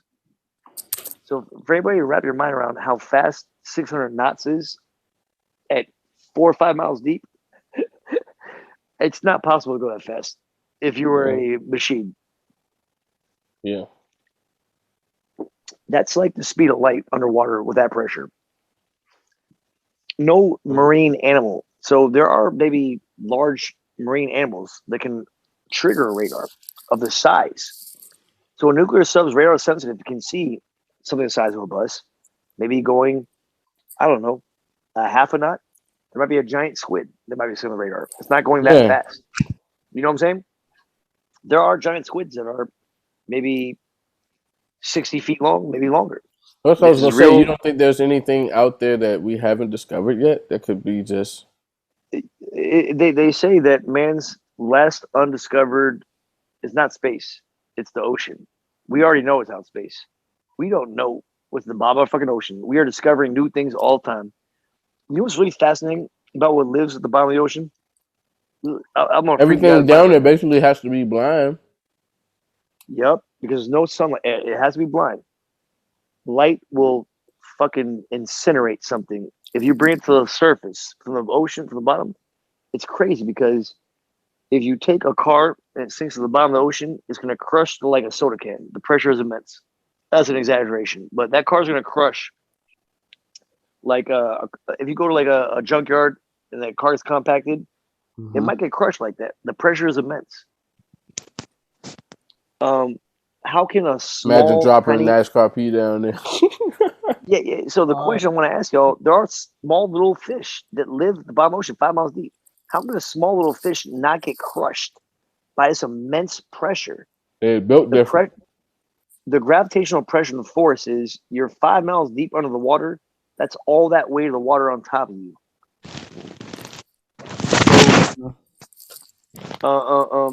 I don't want to do a cliff notes on physics, but I don't fuck with water like that.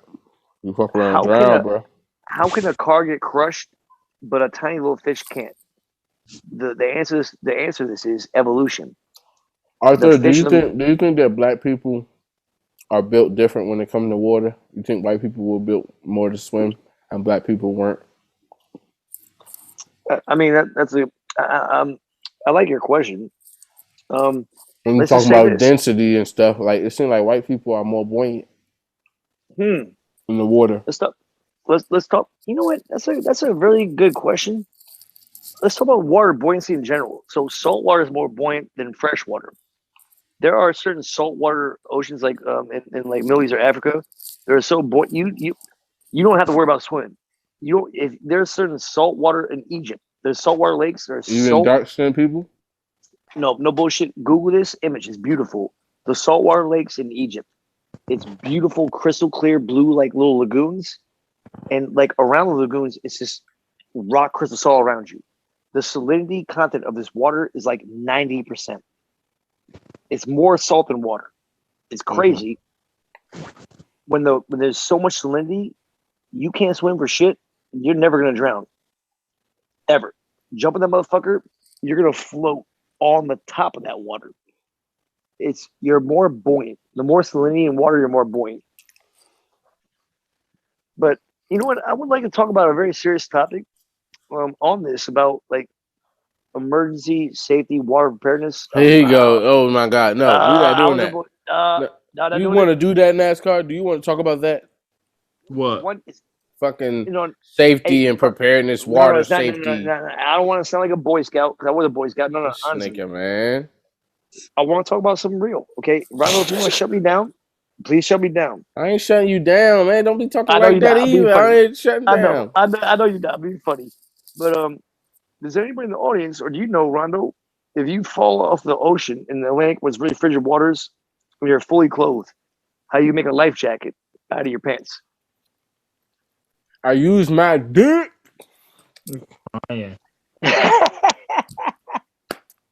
I'm crying. This is a Navy SEAL technique. This is a Navy SEAL technique because it is a silly question. Have you ever like tried to swim fully clothed with shoes on? It's a silly question to ask. Like, why the fuck would I try to swim fully clothed with shoes on? So when we're in situations we've never been in, we panic.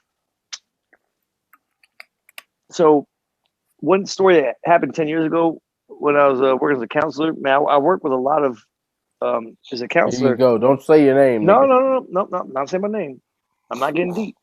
But some of the best counselors I ever worked with were professional former athletes. I worked with a lot of former college football players, and some played in the league. But man, there was one story happened like 10 years ago. It was very there was like a group of NFL players, like 3 or 4 of them. I think they were current. They passed because they had an accident where they went like just for fun recreation, deep sea fishing off the coast of Florida. They don't know how the boat capsized, but the Coast Guard only found maybe one clinging to the boat because they weren't wearing life vests. These are NFL players. These are athletes. They're in peak physical condition. You know what I'm saying? The water took their ass that way when they was trying to go this way, and that water said, they're on a like they got money. They're on a professional charter boat. They ain't clowns. They ain't going with some their friend that's on a canoe. They're on a professional charter boat. It was a very gut-wrenching story. You hear what happened. It was like a bad storm that came in. It was like a freak storm that came in. They like had some like rogue, some crazy. The charter boat knew what the fuck they're doing, but like they capsized. So I think the story was they weren't prepared for like the rogue waves and they weren't wearing life vests. These happens all the time where like you're a professional like boat tour, whatever. You don't feel the need to wear life vests. They're on the boat, but why would you put a life vest on if you're with professionals, right? Why you ain't got no life vest close by when the boat start rocking and the storm start going? Why you only just put a vest on then? Hey, Rondo, I promise you, like when you make it, when you're on a fucking your $1 million mansion and you got a lot of crew and they say we got all these things and we're drinking Cristal, we're doing all these fucking things. You're not thinking of a rogue wave. Nah, but that's why I ain't doing all them fucking things. No, you're not gonna catch me slipping. Let's talk about rogue Literally waves. slipping in the ocean, like Rondo, the audience, you know what a rogue wave is? This is a real thing. How niggas slip in the ocean though, bro? A rogue wave is waves that bro. There are waves in the lake ocean that can top 100 feet. This is not science fiction. A rogue wave is freaking sudden. You could be in a safe place. A rogue wave hits, all of a sudden it's 50, 100 feet over your ship. Boom. Motherfuckers have been boating their whole damn lives. What the fuck are they doing? But a rogue wave hits. You're just not prepared. So you're in the water, in the Atlantic Ocean, and even in the summertime off the coast of Florida, the water's going to be fucking cold. You're going to get hypothermia fast. This is what you got to do. All right? Rondo, I promise I ain't going to ramble. I promise you. If you got jeans on that don't got rips or holes in it, you got shoes on, you're fully clothed, kick your shoes off first. Don't panic. Don't freak out. Denim jeans, when they get wet, there's no holes in it, can hold air like a motherfucking balloon.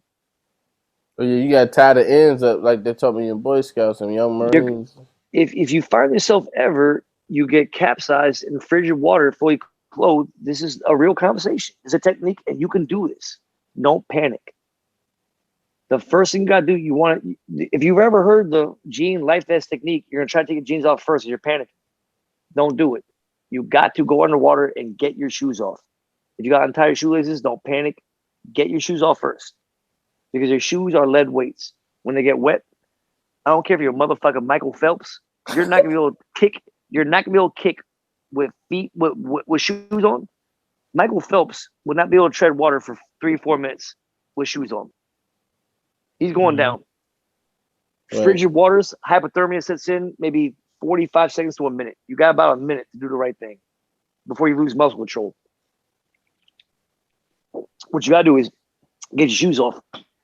Take your jeans off next. Take the ends of your jeans, tie knots where your legs are. Then take your jeans, throw them above. You got to kick. Now, you mean a knot for each leg or a knot? Yep, a knot in each leg, tight. When you kick your shoes off, now you can tread water much easier. So you're not going to panic as much. Your head's going to be above water. You're going to be much more prepared for the next move. When your shoes are off, you can take your jeans off. Now you're not going to panic as much because you're going to tread water, kick it a lot easier. You're going to be more buoyant. You're going to be able to tie those knots in each leg of the end. Then your jeans are already wet. the wet in the denim traps air. So take your jeans, throw them behind your head, okay, with the butt, like the entrance of your jeans, like above your head, and one swoop, like you're swooping from behind your head to the front. You're trying to capture as much air. It's gonna get captured. The knot in the legs is gonna capture it. Then you just hold that down, and that's your life vest. The air probably lasts about 30, 45 minutes, and you won't have to kick for shit. When you get hypothermic, you lose muscle control. Those jeans are gonna keep you alive. What the fuck? No, it's a real fucking thing. I know, but that's a real fucking thing. That's just wild. I never thought about it that far. Three or four homies, family, they died. Man, the one dude who survived, I can't imagine his survivor guilt. You know what I'm saying? He was just lucky or fortunate to be able to grip on the boat. He tried to save his homies, they drifted away. You know what I'm saying? He was just the fortunate one to be able to cling on to the boat. And they never found their bodies? He lost muscle control. He was just clinging on the boat. No, they found him. They found everybody. You know what I'm saying? Yeah. But it's like he just got lucky because he was the only one that was able to cling to the boat upside down. Nobody had life vests. But the other two cats, his homies, they had jeans on. If they knew his technique, Coast Guard got them right away. You know what I'm saying? I don't know why, but this shit remind me of when we was in them waterfalls and them rivers and creeks out there. Yeah. I used to, bro. I'm trying to tell you, I'm a real, bro. I used to have, bro. NASCAR. Peep this. He was around when I was in elementary school playing with bugs and animals and. Yeah, Rondo, we talk about all the time, man. We both were like NASCAR, man. You a crocodile hunter like us? I mean, me and Rondo like to just go over animals and just fuck with them when we were young. Like we didn't care about getting bitten and stuff. At them times, Rondo was on it. I just was like, just trying to play with him. Like I was about to say, he was just really supportive. He for real. He was just a support. Oh, okay. So NASCAR was the observer. Rondo was one like, hey, I'm gonna pick this scorpion up. NASCAR was like, yeah, that's cool.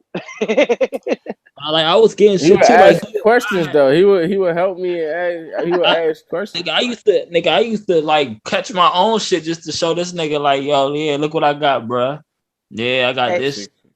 Hey, NASCAR, we all got like he didn't give a fuck though. Like he used to just be like, oh, that's probably. I don't even remember that shit. So that definitely was like an asshole. Hey, but you know what's funny though? You know what's funny? Like we all got like phobias, right? Like Rondo might be when you were hanging out, he might be like, yo, it's a snake. I'll pick the motherfucker up. But maybe he was scared of like something silly like a fucking ant. And NASCAR be like, yo, I ain't gonna lie to y'all. I'm gonna tell y'all this. I'm gonna tell the pod this. I was at work, right? And I'm working. And this fucking mouse just ran up on me, bro. Oh, nah. Man. Like, crawled some real shit on my boot and was looking at me, bro. Oh, and like it happened so fast though. Like he looked at me, and once he saw me looking for something. Like I didn't know what to do, right? So I'm like, what the fuck, bro? Nah. And he started booking, like he started running, and I couldn't really keep my eye on him because he was going so fast. And he was brown, and it was loud. It was so much shit going on, bro. When I tell you, bro, I'm not scared of the mouse. It's just I never know when he gonna pop up, bro. Yeah. Like, and I don't want, like, I don't like shit creeping up on me. That's the shit that really get me. Is like that motherfuckers are ninjas. Just pop up, like, yo. Bro, and he could have, like, I had so many layers on, bro. He could have crawled up my whole, suit, bro. Like, and I would have never felt that nigga. And that nigga could have been on my shoulder, bro. And I just been like, what the fuck is going on? I had a stroke, bro. Hey, my man, yo. I ain't scared of that shit, bro. But I jumped like shit when I seen that. About spiders and bugs, though. Like, in here, like, you don't never know when this shit's gonna pop the fuck up, bro. Like, bro, you ever been watching TV late night and a moth or some shit nobody fucks with spiders, but one thing about spiders, man, they make their own home. Like we know where their home is. You see that fucking web? They don't come to us. They got their own home. You know what I'm saying? Hey, did you know that daddy long legs are like very poisonous? That's a myth. They're poisonous. They just can't. They don't even have enough strength to It's an even. urban legend. I promise you. I mean, I looked it up, but I mean, it might be an urban legend. But I mean, I looked it up, and it said they not even really like they harmless to humans because they don't. Their jaws are too weak to even puncture our skin. Yeah, that's been like the age-old urban legend, Rondo. I've heard from my whole life. Yeah. No. I want to denigrate. Or I mean, I don't care. I just figured. I just heard this shit from at work, so I don't. I'm ready for a white man to be wrong about some shit. Hey, man, I'm not an entomologist. Especially when it comes to animals, because you only see white people telling you something about animals. So I'm glad to hear that they be capping sometimes. Because have you ever heard that? Have you ever heard the term entomologist? Just curious. Yeah, but I don't know what it means. You know what an entomologist is, right? I'm sure I probably do if you explain it. You do. We talked about it before. So an entomologist, I believe, if I'm not mistaken correctly, the audience is going to call me dumbass if I am. But an entomologist, I believe, is a doctor of bugs. Oh yeah. Oh, a bug doc. You know what's a really cool fucking show? All right, it sounds dark. Here he goes. Human Centipede. No. It's on the Discovery Channel. I don't know why they deaded it because it was a really cool show. It's called Monster Bug Wars. What the fuck? What was it like? Lizard lick towing, but Pawn Stars for bug. Man, this Tiger was like King for bug niggas. No. Hold. Yeah. You asking good questions. This is one of the coolest fucking shows. If you were like an animal behaviorologist, like you like want to know like what happens when animals meet each other in the wild. Okay, insects. So in the rainforest or Madagascar, where there's like very like exotic insects, right? They have HD time-lapse cameras that will show the when two predators come and the chess what they have to play, one's gonna lose, one's gonna win. I was gonna say, can I say one thing? Go for it. Yeah. I remember some fucked up shit I seen as a kid that really like made me respect nature, but what got me hooked for real is like why I stopped watching certain shit on Animal Planet because Animal Planet was too like clean. They wasn't trying to show all the gore that really go on in nature. But I went to the library and I got this tape. This is back when we was watching VHS. Yep. Rented the tape from the library, and it's this lion documentary, and they got like the night vision and all this shit, bro. The saddest shit happened, bro. They showed you this whole life, right? And like the motherfucking mom couldn't say, like she got surrounded, like she was already hurt, but then she got surrounded by a bunch of hyenas late night, like by herself, and like she had to save the other cubs. And they got one of the babies, bro, and they ate that joint right there on that camera, man. And you could hear like the mom, like the next day she went over to the remains of the body, bro. And she was like moaning and like laying next to the shit. Like I was like, yo, that's some real shit though. Animals have souls, man. Animals have souls. Like no bullshit. NASCAR ain't soul. He like that's some bullshit. There are some beautiful. I believe a lot of animals are sentient. Like so we believe like we're the only sentient. Sentient means the only animals that have like conscious thinking. Nah, that's bullshit. You know what I'm saying? Let's bring it back to aliens. Back to aliens. All right. Back to aliens. So USOs. So I was telling you about this second USO sighting, Christopher Columbus. Are you back to aliens? Oh yeah. USOs is a fascinating subject. This is the second most famous USO sighting. You ready for it? A Navy nuclear sub, U.S. Navy nuclear sub, is documented. A U.S. Navy nuclear sub, the subs that can go like months in time from submersion. Everyone knows what these are, right? Their radar is very advanced. They detected an object about the size of a. This nigga look like he in a mirror. This a mirror image. They detected an object the size of a bus going 600 knots, I believe, 600 knots underwater, about 4 or 5 miles deep. That's not possible. That defies laws of physics. They tracked this object for miles, and then it disappeared eventually. So in the terms of science, if you can qualify and quantify it, it exists. A lot of people, conspiracy theorists say, oh, UFOs, they don't exist, they don't exist. But when we have technology, science technology, radar, that can qualify and quantify the size of an object they can see and the speed it's going, it exists. NASCAR P said we are the aliens. NASCAR, that's a good theory. I believe you. We are the aliens. NASCAR, why do you think we are the aliens? I'm just curious. Because we look like aliens. No, you look like an alien with your ET fingers, boy. No, that's the whole thing. We look like aliens. We like the highest thing. My big ass head and my skinny body. Hey, I both look like aliens. I don't look like no fucking alien. That's the whole thing. That's my whole thing. So I do. The like a Bigfoot. Hey, I'm gonna ask you a deep question. Hold on, Arthur. Hold on. Let NASCAR rip. Oh, go ahead, NASCAR. Go ahead. So look, this is my whole thing. We suppose the social construct. You gotta be healthy, a healthy eater, and like be healthy. So, eat, you know what I'm saying? And have a little weight on you, but like we not even supposed to be eating anyway. That's how I feel. We're not even supposed to be eating anyway. But so if we don't eat, we gonna be skinny, and if we skinny, we gonna really look like motherfucking aliens. Them motherfuckers skinny as shit.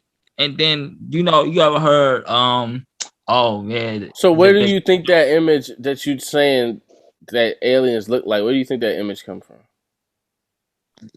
I guess TV and shit. So saying you believe that that's what they really look like? But like I feel like that's a spin off of us. Like, it's a spin off of what we would look like if we was really evolving.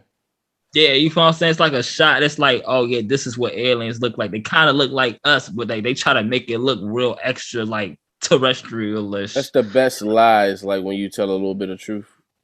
You know what I'm saying? Yeah. And I'm like,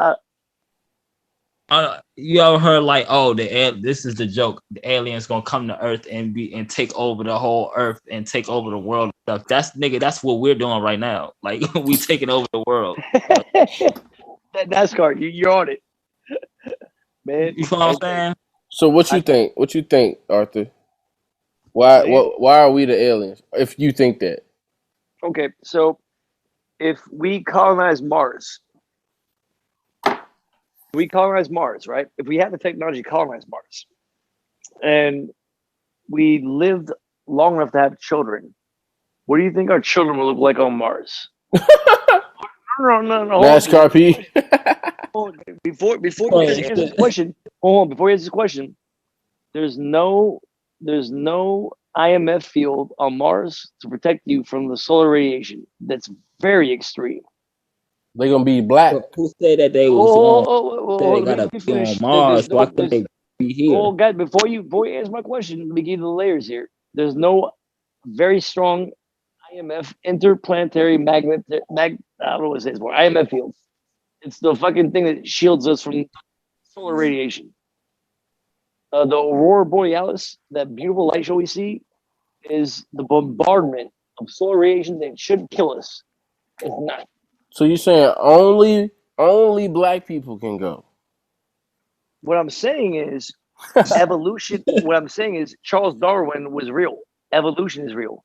If you go to a new environment and you keep surviving in a completely different environment that has way extreme different characteristics, you will evolve to adapt to that environment. Yeah, so, just like we adapted to having Trump as a president. Okay, so what's the gravity on Mars? What's the gravity on Mars versus Earth is the question. The gravity is much less. So what that means is, the gravitational force is pulling us down to the Earth that maintains really strong bone mass and structure we don't have anymore. We're going to be, our children on Mars are going to be frail and fucking skinny. Stick figures. Our bones are not going to be thick and strong. We're not going to be able to develop thick and strong bones. The gravity is less. It's not pulling us down to be stoutier and stronger. So we'll be frailer and skinnier. And the solar radiation will probably change the color of our skin. It might not be white or black or what the colors we know. It could be gray or green. This is not science fiction. This is evolution. If we colonize Mars, that's probably what we look like in 300 years. Our heads would be misshapen, larger than our bodies. Our eyes, because the sunlight is a lot less, Rondo, just like you said, the fish on the bottom of the ocean are blind. Our eyes might be black. We wouldn't have any. We would be fully dilated. You know about that lizard species that all the males in that species died, and all the females figured out a way to reproduce without males? There's a lot of conspiracy there. I really believe that there is maybe a sentient being of lizard being. The dinosaurs, I don't know when extinct. Maybe they developed sentience, and let me not go on a tangent there. Before you delve into say that the dinosaurs developed sentience, like became gods? I call myself a physicist, but I'm really a theoretical physicist. A theoretical physicist, we really enjoy all the paradoxes of physics, all the paradoxes of general relativity. Would you say that I'm one as well? What's your question? Would you say that I am one as well? An enthusiast? One of what as well? An enthusiast? I'm sorry. What's your question specifically? He said, "What's your question?" I'm sorry, Rondo. No, I missed you. No, I'm saying all things physics. Fascinated. All things. Rondo, baby. That's why I wanted to be an engineer as a kid. Rondo, I've always said this to you. You have a really innate understanding of physics. I want to be an engineer, bro. So bad, bro. Let's talk about physics. I've grew up with a lot of scientists. I have a lot of physics jokes. Do you know what one of the definitions of physics is? Physics. Taking a shit. No, I'm not joking. You told me this before. I just forget it and then never see it coming. I'm not joking. If you go to like NASA and you ask a physicist, "Hey man, the definition of physics is taking a shit," they're gonna crack a fuck up like, "Yep, you got it." Why is the definition of physics? That's what NASCAR P doing right now. Is taking shit? He doing physics. So think about it. So E equals mc squared. General relativity. Albert Einstein. Energy and mass are the same. How the fuck does that make sense? Mm-hmm. It makes sense that mass is just energy stored. So what is alive? What is life? Life is something moving. That's what physics is. Physics is something moving. And something not moving is not alive. Yeah, so it's just kind of measuring that? Even if we are dead and we're buried, we're still technically alive because there's organisms we're decomposing, there's bacteria. This is NASCAR P's theory that nobody ever really dies. We can go into this. You guys want to talk about? Oh, this is a really great segue. There was a German doctor, mid-century, that proved the soul exists. We talked about this, yeah. Let's unpack this. Let's revisit. Let's unpack it. So, I respect everybody's spiritual beliefs. I respect if there's atheists. I respect if there's a lot of folks that believe there's nothing after this life. I respect that. There was one doctor in America that lived in mid-century. I forgot the years. I forgot which state. Not important. His role and job was important. He was a hospice doctor. Hospice sounds like really nice, but it's really dark. Yeah, hell yeah, that shit dark. What the fuck you mean? Sound really nice? No, Rondo. I'm not saying you know what the fuck a hospice is, but I'm just talking to the audience because like the audience don't know. Some folks don't want hospice. Like, oh, hospitality, hospice, okay, hospice doctor, right? Shit, he's bringing me a ham sandwich. Shit. You bring your ham sandwich because you're dying. He's trying to make it comfortable, but you made your ham sandwich a smoothie for you to drink because you can't. Yeah, because you can't fucking chew because you don't have no fucking muscle movement. That's hospice. Yeah, right. Sitting there waiting on It's a very, man, to be a hospice doctor, you gotta be a strong motherfucker. Or a weird nigga who don't even give a fuck about or believe in death. I mean, yeah, let's not judge anybody. It's a hospice doctor, like for real. There's I'm certain, joking. like, I'm joking. I'm being I funny. know, I know you're joking, but like, yo, these are real heroes. These are like, yo, they're this is what Heroes. Hold on. hospice Heroes. a hospice doctor to me is Think a about hero. this though. Think about this though. Would you ever want to die in hospice care? Let me try to define hospice if I'm correct. Okay, you're terminal. There's nothing else that can be done. A hospice doctor is their job is not to But what that save got you. to do with you being Their okay job. with dying around a bunch of other people Stop about being dying, okay bro? dying. Stop okay. Look, here, all right, Rondo. Your loved ones, you don't want to suffer, right? If you're dying through something terrible, like I don't know if you love me. I hope you love me. But if I go through a terrible disease, like I my don't last know about months, that. I don't know how my I feel last, about you. you know what? Let me give you a direct example here. The audience, I'm gonna be very specific. My mom's father, he's Italian, off the boat from Italy. He's an Italian immigrant. He's a great man, but he drank wine with every meal. Old school Italians, they drink wine with every meal. From like you're a child, breakfast, you're drinking wine. No, And I it's knew not to that. get drunk. It's not to get drunk. But my mom's father died of cirrhosis, which he finally made to college freshman year. And man, it was a terrible like I don't know ordeal before he finally passed. But my mom was very grateful for his hospice doctor. My mom will talk about all the time. Yo, Dale, the doctor that Here was you there go with to this make sure. name shit, bruh. Bruh. Hey, I already told you, bro. No, ain't no Rondo, already. You good? nah, Are you sure Rondo, you I'm done good. with the name I'm shit? good. I'm good. I'm good. Dale or Arthur is acceptable to me. Though these are all aliases. Nah, I'm good. I don't want to blow you. You ain't ended. Rondo, you ain't spending the next 3 hours deleting it. You hear that? We still on? We always on. Oh, I'm losing video. I'm losing video. My video's going in and out. Okay. So NASCAR let's off. get back to topic. No, let's get back to topic. No, Rondo, I'm good. So what was I just we were on a good topic. We What was got the to us tangent? evolving into aliens, basically. Okay. You So saw a hospice death. Yeah, hospice. death. So thank you, NASCAR. I want to segue from that topic, but hospice I was doctors. saying how I was asking you, challenging you, like you said, hospice workers are heroes, and I was like, how are they heroes?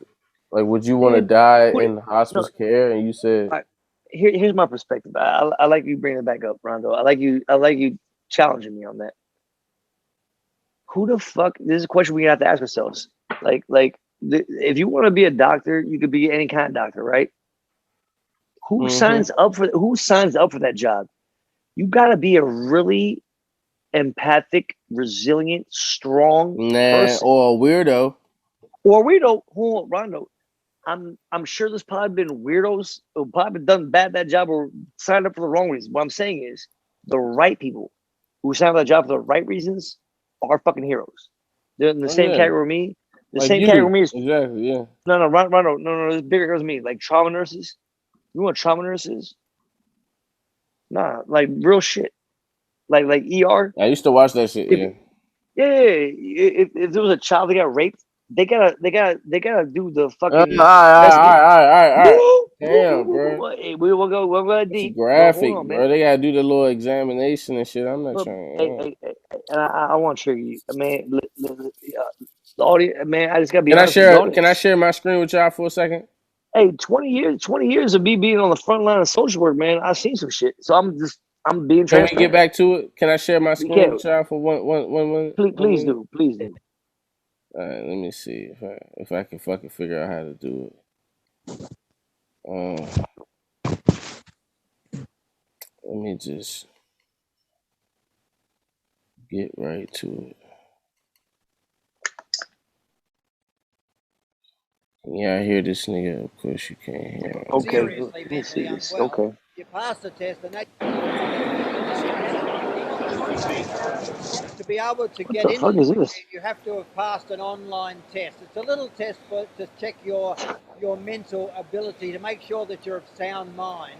So you do the test on the computer. Okay. That will, if you pass What the it, fuck is it, then Rondo? I you gotta pass. research this. Unless you're seriously This does not make mentally sense to me. unwell. You pass the test, and that gives you a code, which is valid for 24 hours, and you enter that code for the Sarco to work. So a person who What doesn't the know what fuck? they're doing can't use the Sarco. Okay, I gotta digest this. Hold on. It's a suicide pod. You want to leave, you can leave, but it's gonna be peaceful. Look at this joint. So hold on, are they virtual That's the reality cap. but still alive? I'm confused. No, you just die peacefully. No, I said a cap. Okay, so any young heads don't know, there's a very You die in a virtual world, basically. You that a virtual world, so you're still alive in real life. No, you're dead. You get to see virtual reality while you die in a box. What? Okay, so They play something for you to see and think that, and you watch that and you get into that, and meanwhile you're dying because they're slowly killing you with whatever they do. Let me digest this. So it's not necessarily. It's terrible. a peaceful way to leave. That's what I'm saying. It's like it is killing you. It's like if you wanted to leave, you could just go in the pod. Well, no, Rondo. You know, I think the Rondo Show podcast might be a suicide pod. Which I think. Say no. No, it's not. That's a joke. That's a joke. Let me stop. That's a bad joke. They can't handle these jokes. Hey, Rondo, but you know what? This is reference. This is like an evolution of Dr. Jack Kevorkian. Have you guys heard of this doctor? Please Google him. 1 second. I'm going to my kitchen. I gotta be quiet for a second.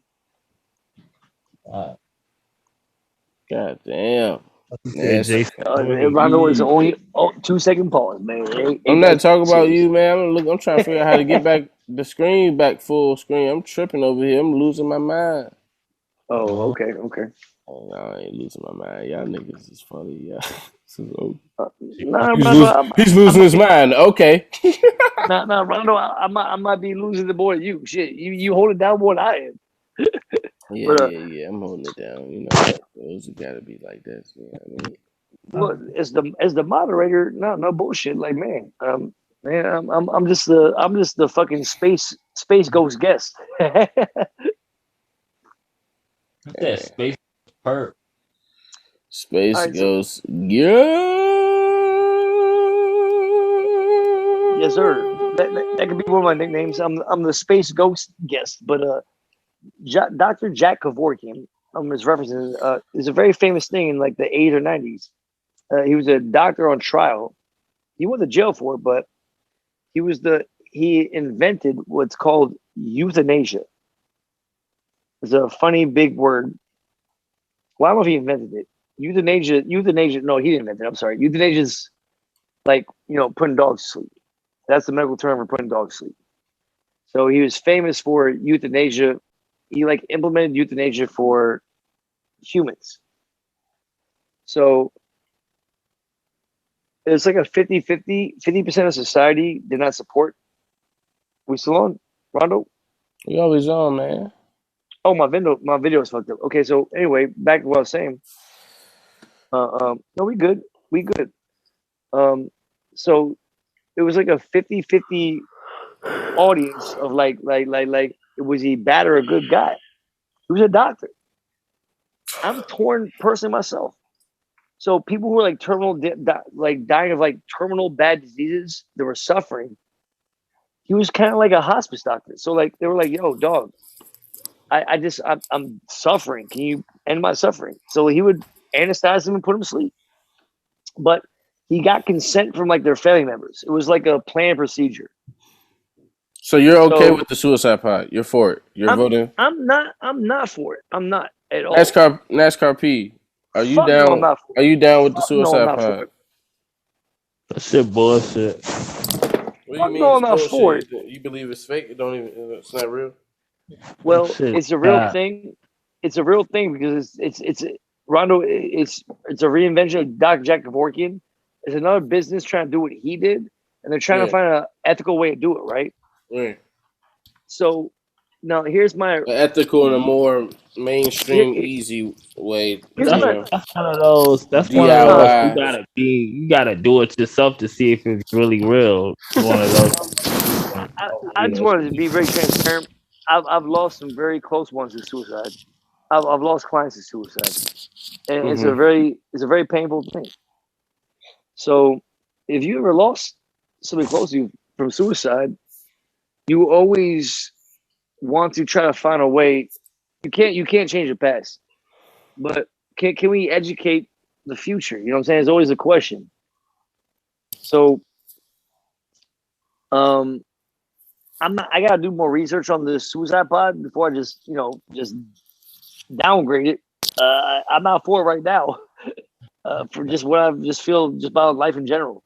I believe in my heart, especially working for 20 years in social work as a counselor. I have personally seen, I've seen folks at their lowest and worst where, well, let me just be transparent. I've facilitated over 200 probably hospitalizations for suicidal ideations or attempts. Can I make it Go for it. a little lighter on a lighter note before you get there? No, this is light. No. I'm just NASCAR. What I was gonna say is all the folks that the 200, they're still here. Yeah. The over 200 suicidations that were hospitalized, they're still here. But what I was gonna say was I've lost clients that weren't hospitalized. we all from the DMV. We know what joning is and roasting is. Yes, sir. And we all have been roasted, probably made us miserable. Like we all have probably went through. I still be getting roasted, boy. But that.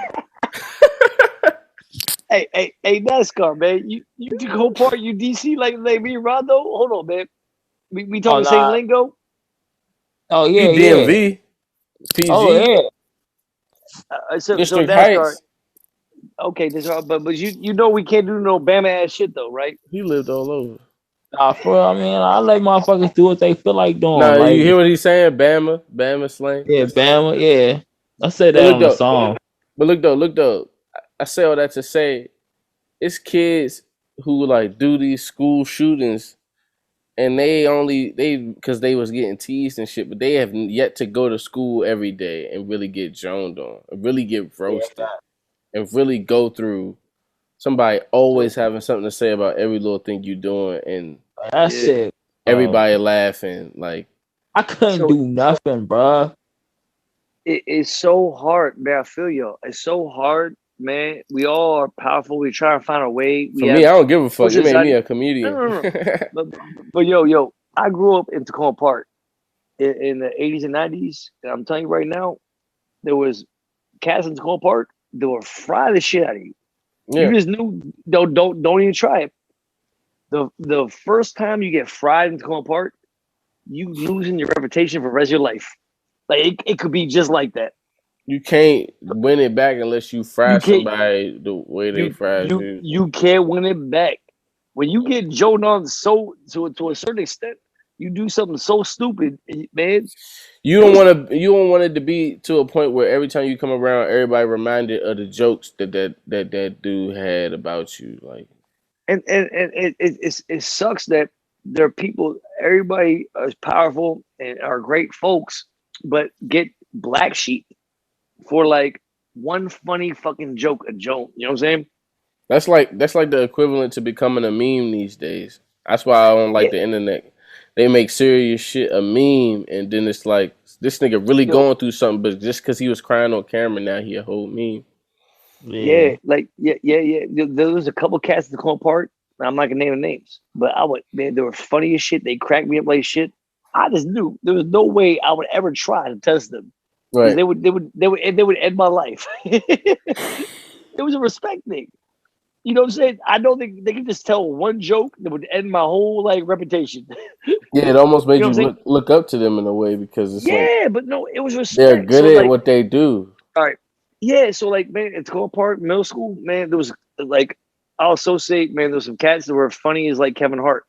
If you're friends with Kevin Hart in the school, I'm not like putting Kevin Hart on the pedestal. But I'm saying is, I would never try to fry Kevin Hart like as a friend in school. Kevin Like, Hart didn't got don't. enough promotion on this podcast. We not even famous yet. Can we Well, stop? let me have a reference of an actual name. I'm done with that man. Say, He's great. You know this. I didn't know that. I didn't know Kevin Hart's already referenced on the podcast. My bad. No, we just been geeking watching his shows and like talking too much about that shit. I mean, look, we done bring that shit up every episode for like the past 2 weeks. I have a lot. I finished watching this shit after this. I have a lot of respect and honor for comedians. No, he's great. I'll go down the list. Yeah, like Richard Pryor, Red Fox, Chris Farley. Did I tell you though that I'm about to be a comedian? Sam motherfucking that I'm doing stand up. Did you ever meet Sam motherfucking Kinison? Sam Kinison, hell yeah. Sam motherfucking Kinison. There's so many comedians I have so much love and respect for. Yeah. These guys are great, but I just reference them for whatever reason. You know what I'm saying? What is it? I'm not putting Kevin Hart on a pedestal, but man, if I want to make a point, I might reference Kevin Hart because I feel like it might be like a fitting point. Well, because that makes sense. Not because he's black. Because I can just imagine that's not the motherfucker in middle school you want to try like Joan on because like it's probably gonna end well. It's not gonna end well. That's the thing too. Him being so short, you would think you can Joan on him, and then you'll learn quick. You would, yeah. That's what I'm saying. Like, yo, there was some cats at the Tacoma Park. Doesn't matter the size of the stature. You just didn't test them. Yeah, I'm thinking about going into the stand up, bro. I don't know. NASCAR say do it. My wife say do it. I've been saying I wanted to do it since I was a kid, but man, you definitely could do it. I just feel like I lost a little bit of funny that I had when I was in school because I didn't take it serious. Like I feel like if I had when I was at my funniest, which was when I was younger in school because I had school every day. Like if I had like your stage, then it was my audience already was there, and then I could learn so much through my failures because it didn't count for nothing. Rondo, that's so powerful. You just said that. I knew once I got out, if I really maintained that, but I never had a chance to really stoke that and keep that. Man, and I never wrote jokes. I never had like a mentor, nobody to teach. I never thought that I could write a joke.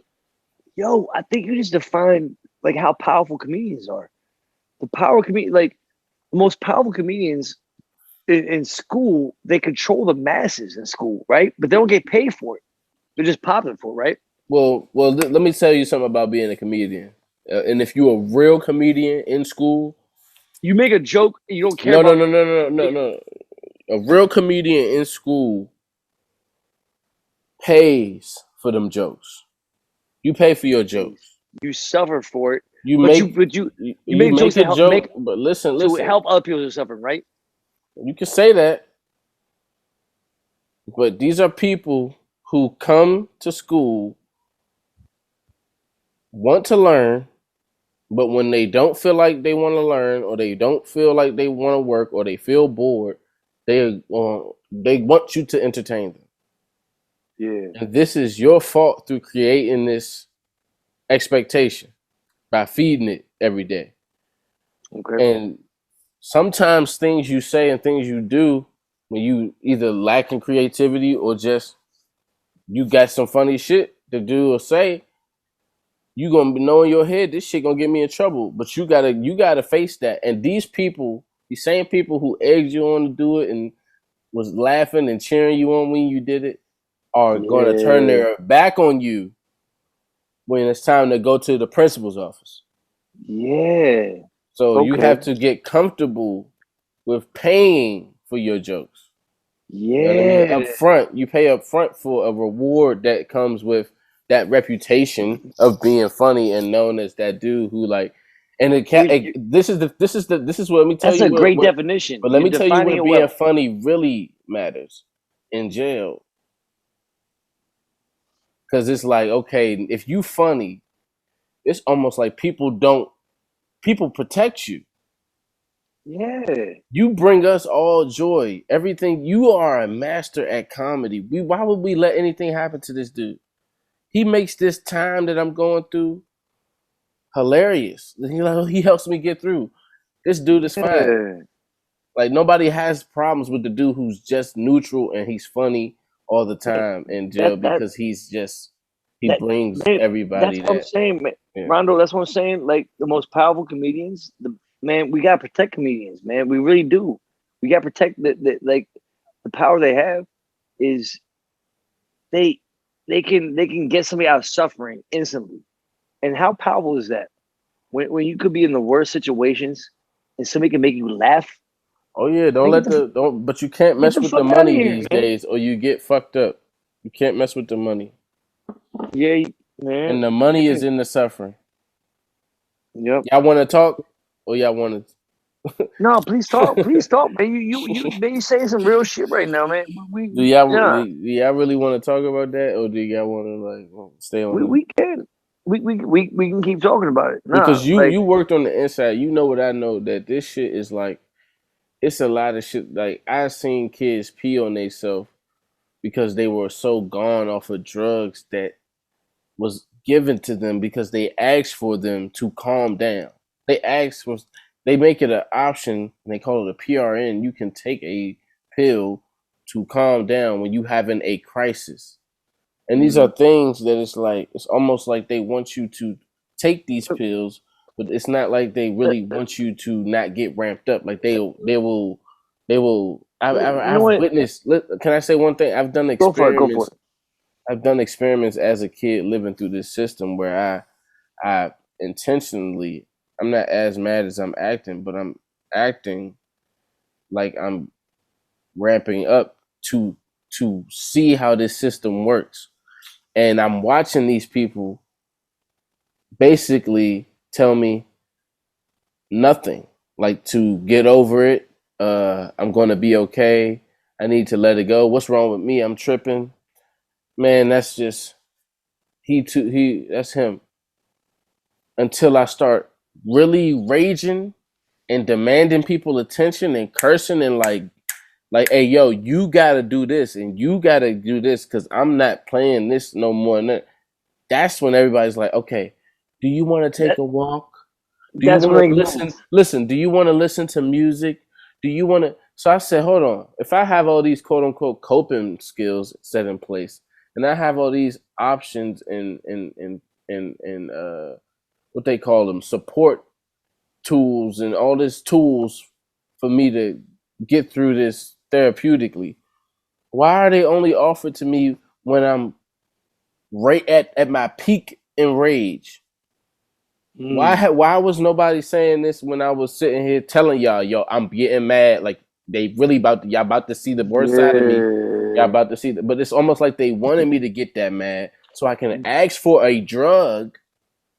Because why are there not healthy outlets before you get to that point? The kids wanted to take the pills because they feel like if they took the pills, they could guarantee that they didn't get in trouble.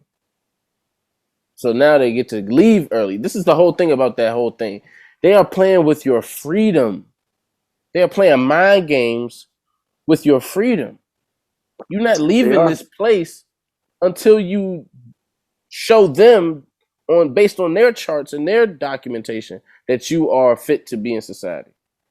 Rondo, let's get back to what we're talking about. Let's get the that's business though. This business. They're creating. Rondo, let's talk about the meat of the matter. We're getting into this shit, okay? I don't want to be disgruntled. Licensed clinical social workers, they are obsessed with documentation. The only reason they're obsessed with documentation, they need to cover their ass. So let's talk about some real black and white shit. It ain't about the care of the actual. No, social workers, they get paid like $150,000 a year. Counselors, they get paid like 20. We don't get paid shit. And y'all be in the group home every day on the ground. Yeah, we're in the grind. We're in the grind. Social workers. You following NASCAR? You with us? You know what's going on? NASCAR. Hey, NASCAR. Oh, I'm so sorry, man. You said what is? I apologize. He good? Is he here? NASCAR. Yeah, he probably got. I think he cut out. He was talking about his connection issue, but anyway, we'll just keep rolling. Yeah. I got about 8% left on my phone, so I got about I think a good 10, 15 minutes. But let's just keep it rolling. All right, licensed clinical social workers. Okay, They get paid a lot of money. They spend a lot of money to get a degree. And here's the thing about, I don't want to sound judgmental. A lot of licensed clinical social workers that have the money to go to school didn't grow up in the environments, Rondo, we're talking about. Oh, yeah, we talked about this. It doesn't matter if you're white, okay? You could be fucking Pakistani, but you might have grew up in a rich fucking neighborhood, okay? It's the lifestyle and the mentality. Lifestyle. Yeah. We're talking about classism. Understanding the culture. Licensed clinical social workers grew up in a fucking rich culture, bubbled outside of hood environments. So licensed clinical social workers who have the power, judge, and attorney, the power to diagnose, I'm going all in. It's going to end bad. Yeah, it's going to end bad for kids from those. It's going to end really. It's going to end bad because we're talking about the blind side effect. We're talking about, oh, I want to help. Oh, I have a PhD. I have this, and I went to school. Oh, hey. So chick. let's unpack. Let's break this down. But hold on. This last thing, this slang. Hey, my client say he wants to get a business. Oh, yeah, we already talked about that. We ain't got to say that on the pod again. What I'm saying is, I got a question for you. Don't know how to protect. We know this. That's the problem. Yeah. I just want to explain where exactly it goes wrong and what's the problem. What can people do hearing this? What can we do to help? So before we get to all of that, all of that, my question is: are they not training them on the ground level before they can get that degree to have that position? Are they not having? Do they not require active field time with real children? Yeah. Let's get to the heart of the matter. Like, what is the training involved? Yes, the training involved is when you go to school to be a social worker, you get trained to be a robot. You're trained. Oh, you have to detach. Don't be involved. But you must make the counselors involved. Right? Yeah. So the social workers don't ever experience the trauma the counselors or the clients ever experience. The counselors and the clients are always experiencing trauma, and they're in a cushy heaven, making $200,000 a year, saying, "Oh, all you need to do is detach," while they're having martinis at a fucking cocktail party with the social workers. Oh yeah, but they think the kids don't notice that. They think we don't notice that. I used to notice that. Yeah. They're having cocktails. All you need is detach. But hey, Mr. fucking Dale, why did you not send me? It's 3 a.m. Why didn't you send me your incident report? Oh, I'm still at the hospital. My laptop's not fucking working. The laptop you told me fucking works. The battery's dying. Social workers don't want to pay for counselors' tools to do the documentation. Do you know how many times in 2000, 2001, by the way, when I worked as a counselor at that time, before internet, we had to do incident reports on a floppy disk, 3.5 fucking disk. Do you hear me, Rondo? But that's the crazy shit. I always wonder why y'all was writing. They got y'all in there writing on paper. Yeah. Why are we writing so much? Why are we writing so much? The counselors you love so much, we want to engage with you. We're stressed in the office for 5 fucking hours documenting. You see, this is why when you tell me that I should have became a social worker, I didn't want to do it because of that. Ronald, let's talk about DSS. DSS makes us use a form, Adobe, that never fucking works. If there's an incident with a DJ's client, we have anxiety. Oh, I just helped somebody not shoot somebody. Oh, I took them to the hospital and everybody's safe. Blah, blah, blah. It's a fucking report. It takes a long time to report. Objective, not subjective. Hours. So I gotta write that in a logbook with a handwritten. Then I gotta do a DSS incident report, a DJS incident report. I gotta do the same incident 15 fucking times before I leave my shift at 3:11. So I save somebody from fucking shooting somebody in my 3:11 shift. I'm not leaving till 5 a.m. doing documentation while that social worker is sleeping. Talking about documentation is easy.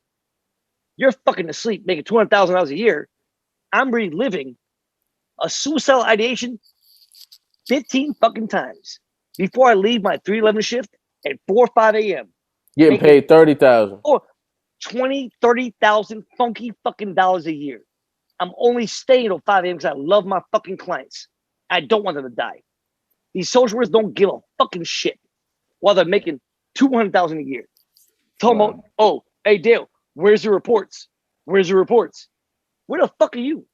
And asking me to come. Where the fuck are you? Well, my client, my schizophrenic client, is suicidal, and you're talking about you're in your yoga class. You don't got time for it.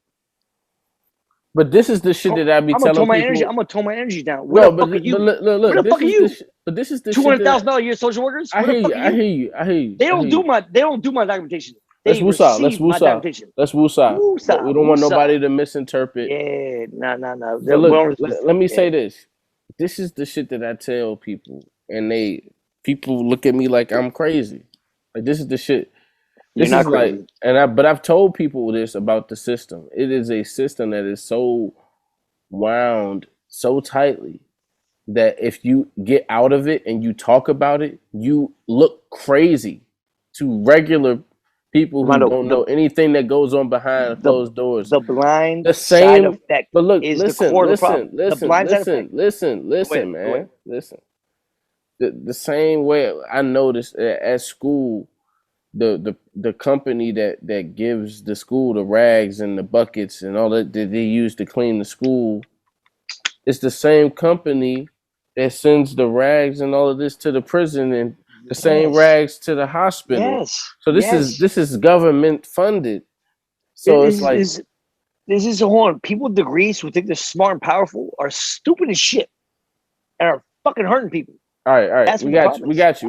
Let me tone the energy down. You good? You ain't even got to tone your energy. I'm just trying to get one point off. All I'm trying to say is some people pay for degrees. All I'm trying to say is powerful can I say something? Can I say something? Some people earn degrees. Go for it. All I'm saying I'm is so sorry.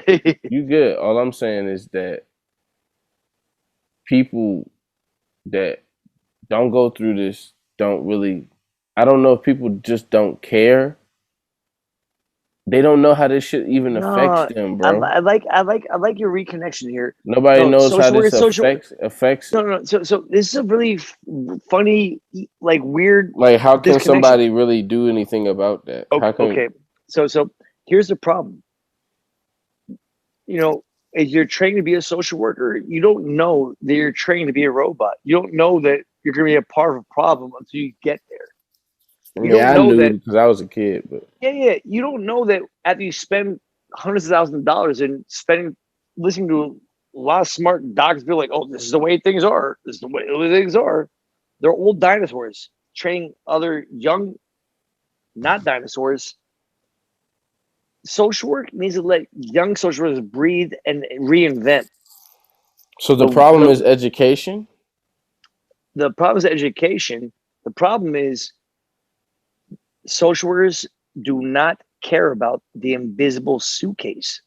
The invisible suitcase is the trauma history from a specific culture, from a specific person, from a specific family, from a specific environment. If you grew up in Tacoma Park in the 80s and 90s, more than likely you were impacted. You can finish your point. You're definitely impacted by a crack fucking epidemic. I'm gonna tell you right fucking now. I'm not denigrating my area. Okay, in DC, if you grew up in the 80s and 90s, you were probably impacted by the crack fucking epidemic. So what I'm saying is, if you're a social worker and you don't know what fucking time it is, you can go to school, you spend a lot of money. If you meet with children of a generation of this culture, of this environment, and you grew up in fucking Bethesda, and you think you know what time it is, you have no fucking clue. And I'm gonna tone my energy down. Please tell me. I'm sorry.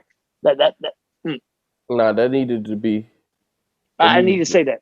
Yeah. There's a lot of social workers that grew up in fucking Bethesda. The thing they know that know somebody who grew up in Southeast what the fuck they need. They don't know shit. Let me tone my energy down. I'm sorry. If you grew up in Bethesda and you're a social worker and you pay for a fucking degree, I promise you, you don't know shit about DC. That's it. If you group it, I want to sound judgmental. These are bubbles. You should not try to serve another bubble if you didn't grow up in that bubble. If you grew up in Bethesda and you want to be a volunteer worker in Bethesda, knock yourself out. If you grew up in Southeast and you want to be a volunteer worker in Southeast, do you think the system is built this way on purpose? Only cats that grew in Southeast should be able to serve Southeast. That is a specific culture. Yeah, we got you. I want to say it respectfully. Okay, I'm sorry. I just don't want you to repeat yourself too much. Yeah, you're right. Do you think that?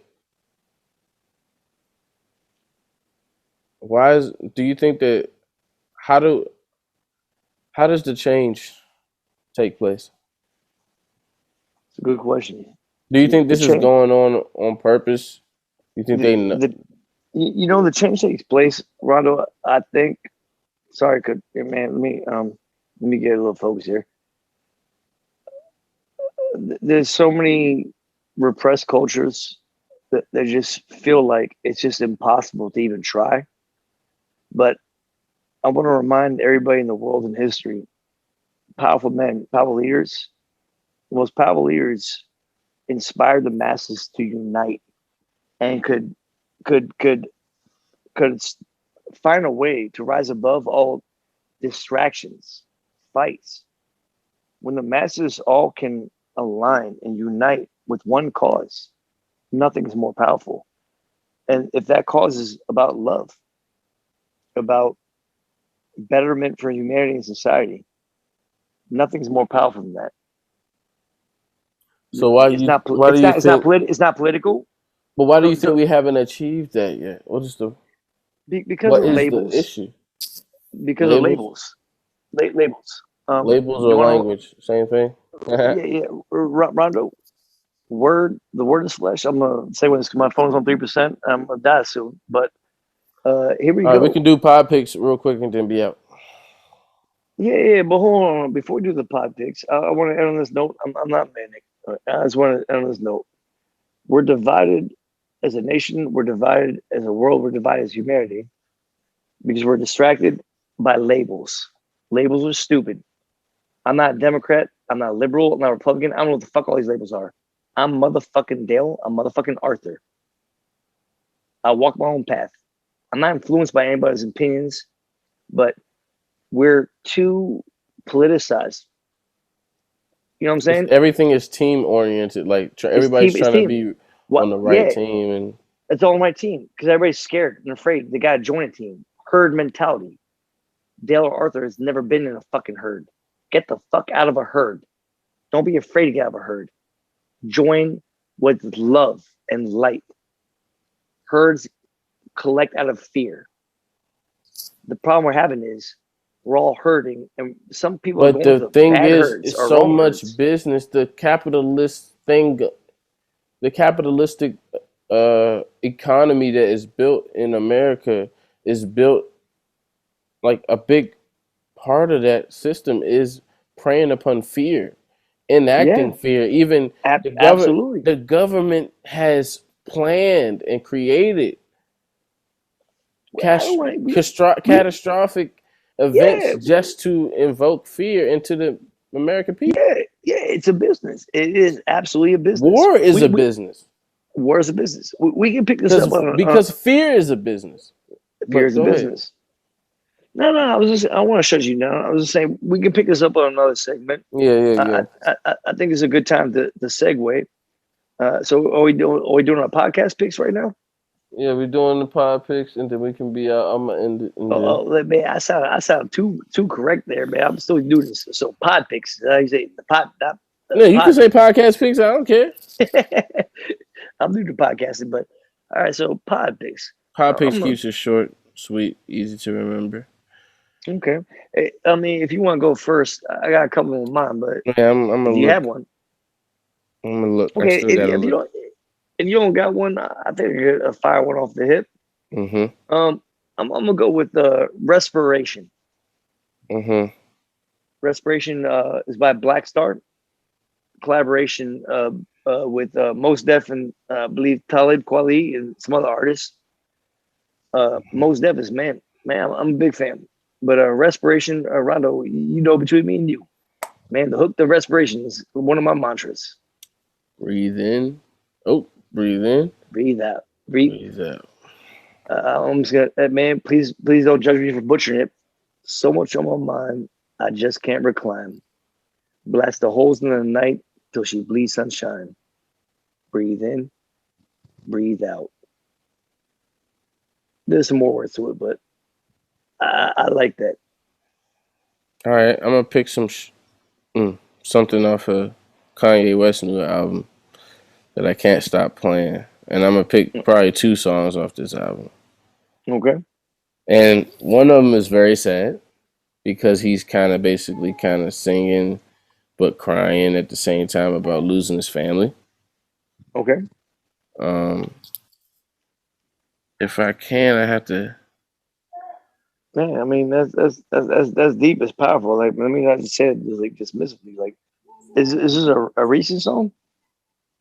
Oh yeah. Oh shit. Okay. Well, it's about him and Kim Kardashian. What you think? Well, no, yeah. I think I just asked a stupid question, but damn, all right. Well, he has a song called "Never Abandon Your Family." Never abandon your family. Okay.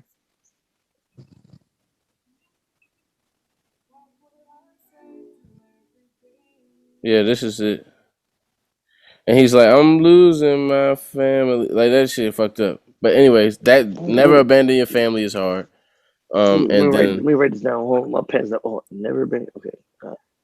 Okay. So what were you saying? And then believe what I say. Really listen to the whole album if you're going to listen, because it's hard. But if you're not going to listen to the whole album, you can listen to Believe What I Say. And this is Believe What I Say is a flip of that song by Lauryn Hill. Okay.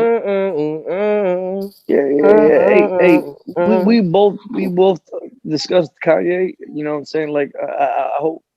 I just want to say this right now, man. I am a Kanye fan. And I really hope he's doing well. I really respect his journey, his path. I really do respect his honesty and transparency with his mental health journey. And man, he was going through some of the stuff we was talking about on here. Yeah, man. He's always going to be a powerful individual in my mind. I was a fan of his college dropout. I was a fan of him as a rapper before I was a fan of him as a pioneer, as for mental health. Like, honestly, I just want to say it with some reverence. Man, it takes a lot of courage, especially when you made it on top, to come out and say, you know what I'm saying, what you're experiencing. And there's nothing wrong with that. It's very powerful. And it's almost like he knows people count on him at that level, but the more you stand up for yourself on that level, you pave the way for people to be themselves.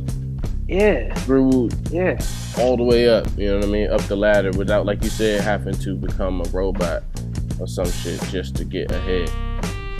Yeah, I mean, artists need to protect artists. Comedians need to protect comedians. You know, folks in certain industries need to like have each other's back. And I appreciate you, man. I appreciate you, man, for giving me this time. NASCAR P, I don't know if you're here still, man. But NASCAR P, if everybody listening, NASCAR P was here still, he'll be back on next episode, bro. I appreciate everything, yo. Episode 80. Rondo Show podcast, yo. I'm gonna hit y'all up. I'm gonna text y'all. Let y'all know what's going on. Hey, much love, Rondo. I'll holler at you. Thanks, man.